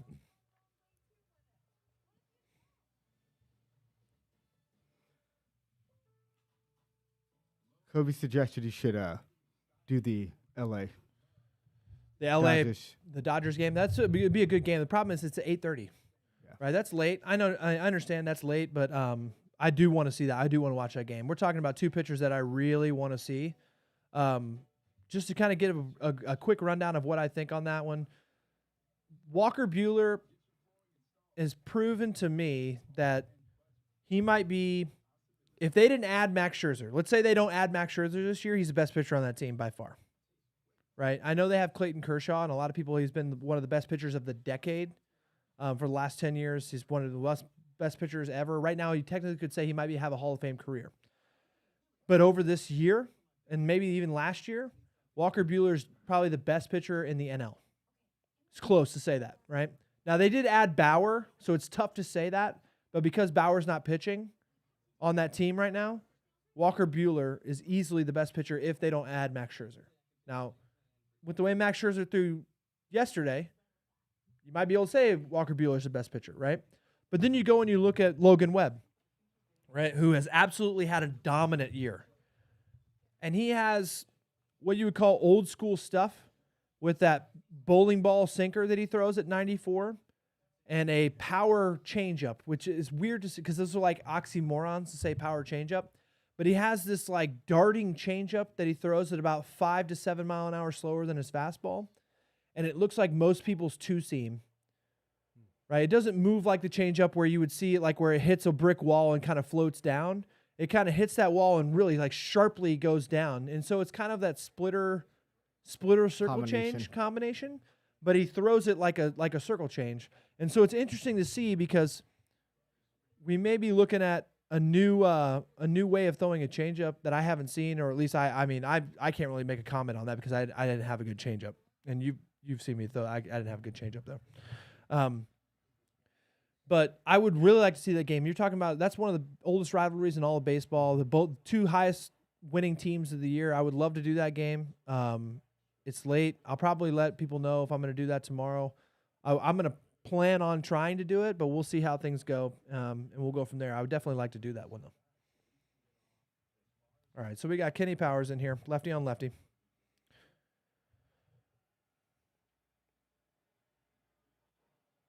Whew. I will tell you, he's not getting cheated with these hacks. Brandon Lau swings hard. He reminds me of one of my old college teammates who would literally tell me every single game, first pitch, no matter who it was throwing. I mean, we're going up against guys that played in the majors, and he's swinging at fastballs that are, 4 feet above his head, and he's swinging going down to a knee, and everybody's like, "What the hell are you doing?" He's like, "Hey, man, swing hard in case you hit it." And I'm like, "What the hell is wrong with you, dude? Like, at least look at it before it comes up." Like, but I mean, that's what it looks like Brandon Lau's doing. He's just swinging hard in case he hits it. I mean, this dude's trying to add a couple runs to the board. But it's just funny because you never know the mentality of the hitter that you're facing. You might want to get one of those guys that's like, I don't give a shit what he throws first pitch, I'm swinging, right? And then you just give up a bomb because you're not ready for it. You're just not. I mean, that's what Rizzo did to Evaldi in the New York-Boston game. He threw that 0-0 curveball and he just hit that smash down the line. But you just never know, right?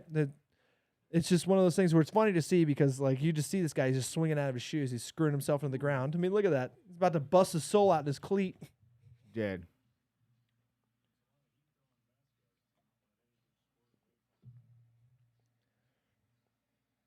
Oh, man. Yeah, I mean, tomorrow's games are going to be great. If you can watch the games tomorrow, I would suggest, again, like I said, the Atlanta-Milwaukee game, the L.A.-San Francisco game. Obviously, all the games, if you can watch them all because it's playoff baseball. This is where true baseball is. This is where you see people trying to win games and you see pitchers executing pitching plans and things like that and people scratching over runs and doing what they got to do to win. Baseball is always great watch. It's always great to go see it in person, but if you don't like... Oh, look at that. Are you kidding me? Save. Are you kidding me? Wow, still home. Are you serious? Game's over.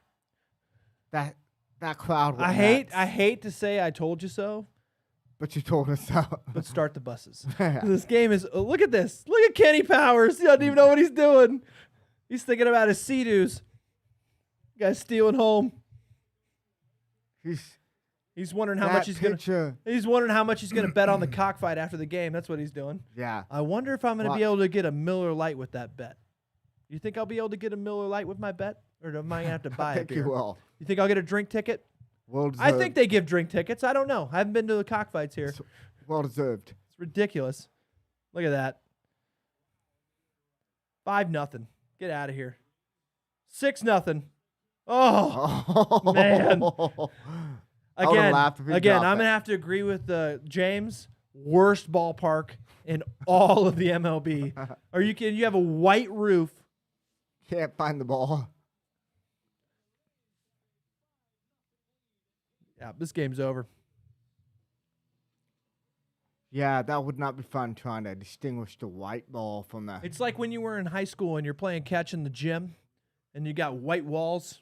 You got guys throwing as hard as they can, thinking they're going to go to college and play baseball when they're throwing 60 miles an hour.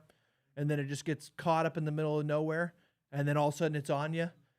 And they think they're throwing hard because you can't see the ball halfway to you. And then all of a sudden it gets on you and you barely catch it and it's hitting you in the face halfway through. Yeah. You know, it's like that, except a 450-foot high pop-up Oh, there it is. in the middle of 50,000 people chanting, hoping you drop it. Only baseball players will get the reference that I just said right there. Everyone that's ever played baseball in high school or at a high level understands we're playing catch in the gymnasium. I'm probably wearing one in the face because he's throwing behind a white brick wall. And as soon as he lets that ball go, I have no clue the distance. It could be here. It could be right in front of me. I can't tell the depth perception distance because the ball looks just like the wall. It sucks. I don't know how many times I've been hit in the face or hit in the body because I can't see something. And the best part is when you, just like I said, when you're playing catch with somebody and they're like, man, I must be letting go of it today. It's like, no, dude, I lost it halfway through and I still had time to pick it up and catch it. I know it just looks like you're throwing hard because I couldn't actually see the ball until it was right in front of me. It's just funny because that's where you get these people that are like, oh, I was so good, man. I threw so hard in high school. It's like, dude, you threw behind a white wall that nobody could see in a gymnasium. You're fielding ground balls off a basketball court, thinking, and you're wearing them off the knee, side hipping balls into the fucking stands, thinking that you're good at baseball. A little dramatic. No, I am not dramatic. Every single person that's ever played baseball knows when you're in the winter and you're taking ground balls off the thing, and one of the laces hits a little part of the basketball thing and jumps up on you and smashes you in the shoulder, and then goes off into the stands, and you're sitting there searching for 10 minutes trying to figure out how to get behind the seats in the basketball arena. It's not fun. It's not fun. That's why all these high school kids and college kids in the South, that's why they're better at baseball than these people that live in the North or in the colder areas. They don't have to take ground balls off a turf every 15 days, wearing balls and just getting absolutely destroyed, getting eat up by balls that are taking just absolutely spin hopping towards you and just taking massive hops at you. You never know. You're not taking balls off dirt like getting actual ground balls in the off season. You're walking away with a new bruise every day because you didn't know which way the ball was going to bounce. It sucks, but it makes you a good fielder. Toughens you up. I'll tell you that right now. All right, JP Fire Rising. All right, we got another guy throwing 100.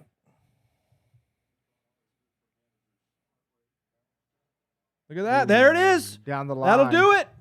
That's what I'm talking about right there. Don't try to beat out a double. Thank God. You want to talk about rally killer. All right. He tries to go for a double there. You want to talk about rally killer. No. That's what I'm talking about right there. That right there, that's what they need. All right. Who's up next? Kike Hernandez. Do the same thing. Don't try to be a hero. Okay. Let Schwarber do that. Just get on base. Look at that. That right there, that's a baseball player. Anybody who's watching now wants to know kind of how to model your game against you watch Randy Arozarena. That dude's a baseball player, stud. Future of baseball. He's a stud. Come on, Kike. Just give me a base hit. Find some green here. Let's make this game competitive. I don't want to watch an 0-5 game.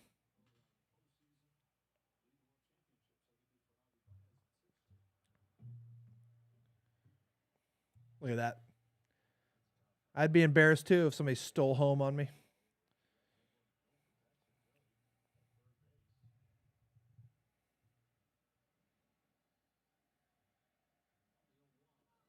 All right, there we go. Put together a good at bat. All right, you got Schwarber coming up, and then Bogarts and Devers. Okay, don't try to be the hero. Let the guys that actually know how to hit do that. Do your job. Be the leadoff guy. Just get a nice base hit. Get somebody 2 on, no outs. Let's try to scratch together something here if you want to get back in this game and make it look like you deserve to be in the ALDS. There you go. Make him throw a strike. Take another pitch. Take another one. Take another one. Don't even swing. Give him the red light. Don't even swing. Make him throw another strike. Let's get his pitch count up. Let's try to work a count here. Get a good at bat going. Don't just ground into a double play because you think you might get a fastball down the middle.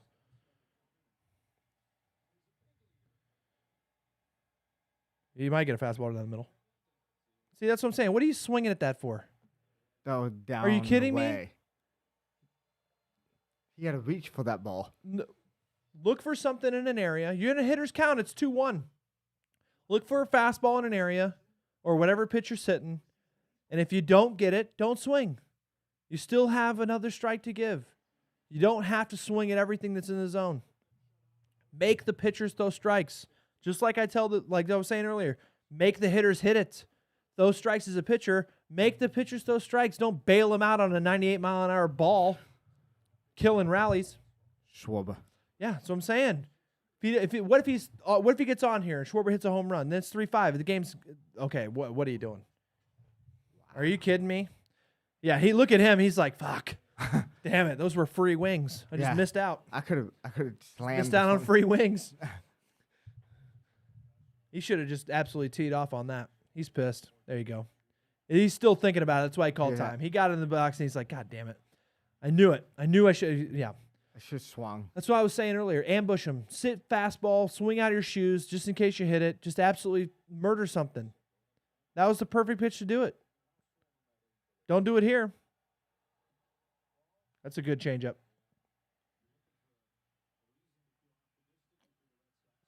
Well, this is what I'm talking about.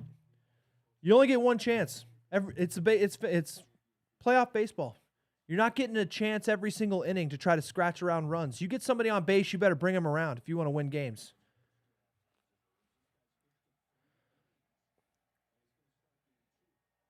Oh, Are you kidding me, dude? What is going on, dude? He's in his head. Swung. He is in his head. He is thinking so hard right now. He's done. Start the buses. This game's over. If you got Schwarber looking at 94-mile-an-hour dick high middle center cut fastballs, Get out of here. it's over. Yeah. I hope he hits a home run here. I hope he proves me Two wrong. opportunities. I hope he proves me wrong. He had 2 opportunities here. He's had more than that. To go yard. He's had more than that. That is a sick changeup. This dude has got a nasty changeup.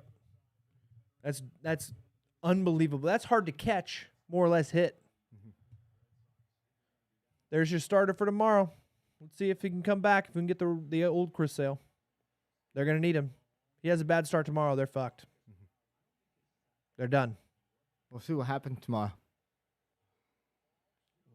They didn't give it to him. No, that's good. That's a good take. That's a professional hitter. That's a good there are not a lot of guys in the MLB that are taking that pitch. Especially after taking 2 center cut fastballs in this at bat. And then trying to take another one out. The last thing you want to do is watch 3 fastballs go by and then go sit back down on the bench. Change up. There it is. Look at that. Fastball. Professional hitter. That's what Kike Hernandez should have done. Now there you go. Good. All right, now you got Bogarts. Now you got your second best hitter coming up. This is putting together a rally. I'm starting to maybe feel like Boston might be able to get 1 run here. 5, that's pushing it. That's pushing it. This is how you win. Win games. Put together bats. Let's do this. Good job. Yeah. Bogarts needs to do something. I'll take another 30 hopper through the infield. I don't care. It scores a run. You don't have to get them all back in one swing. No. If you hit a single here. So they're getting the bullpen. Yeah, of course they're getting the bullpen ready. They got 14 guys they're ready to throw out there. One single here gives you the run, and you still have more guys. Devers is coming back up. You never know. Just put together a good at bat. Don't try to be the hero. Don't try to hit a home run every single time you swing. Just put something together. Bam. Right down the middle. I understand why he didn't swing, because it's a slider over the middle. He probably doesn't throw sliders that often. He probably does to righties, not so much to lefties. But, I mean, he's probably not going to get a better pitch to hit than that.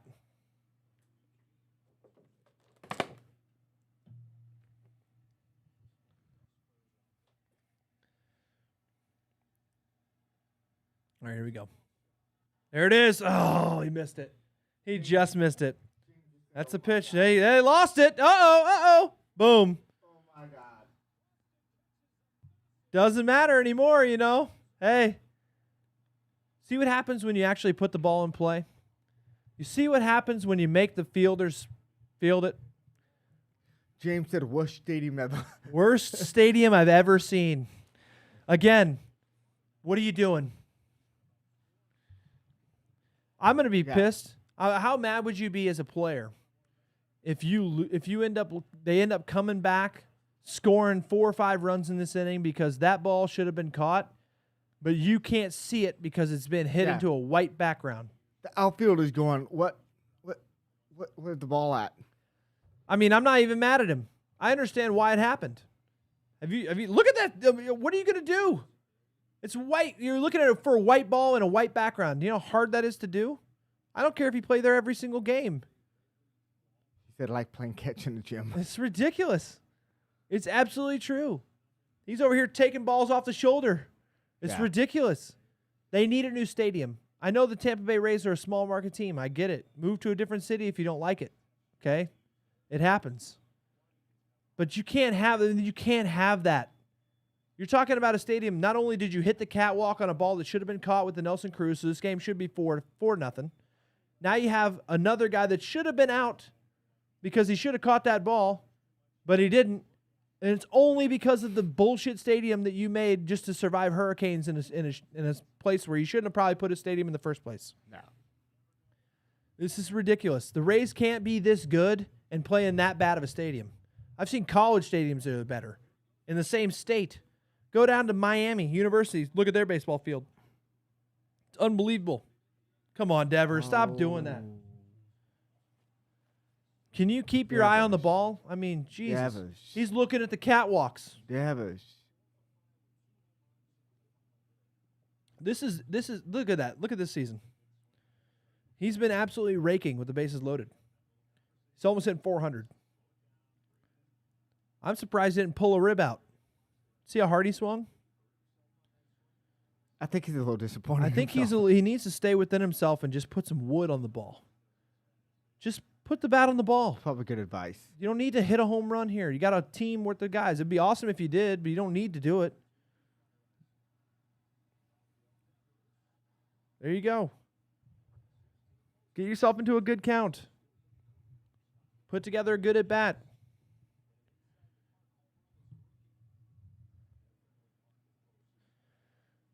Well, you know, I don't know. We'll see.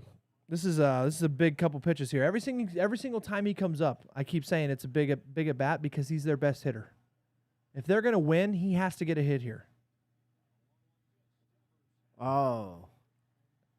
Now it's 1-2. I'm gonna go back and I'm gonna look at this tape, and I'm gonna count the number of fastballs right down the middle that Devers has swung through and then not been able to stand on his 2 feet afterwards. Look at this dude. He can't even stand straight after he swings. What are you doing? Balance. Keep your balance. Give me a quality swing. Looks like one of those cartoons that twirls up into a thing and then spins into the ground every time he's swinging here. Just throw it right down the middle. He hasn't hit one yet. There you go. It's out. Are you joking me? Bases loaded. That's just a poor at bat. That's a poor at bat. Now, Renfroe, I expect Renfroe to do something here. He's been kind of hot. He's been seeing the ball well.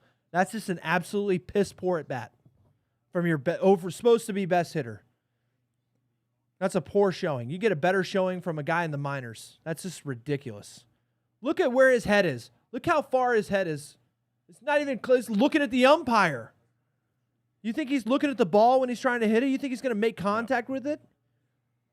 This dude's looking at some blonde in right field bleachers while he's swinging, trying to hit a ball 500 feet. Not even close. There you go. Let's get into a good hitter's count and get a good pitch to hit. I don't care about the grand slams. Stop trying to hype that up. Wow, he is not hitting very well this season. The bases loaded. He's at 170 bases loaded. That's wow. Okay, maybe he's not the guy you want up at this point. No, he's not that hot.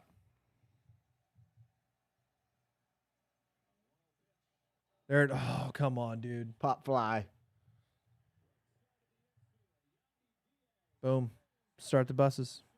Game's Drop over. the buses If you can't score a run there, with bases loaded. you can't score a run there, you don't deserve to win.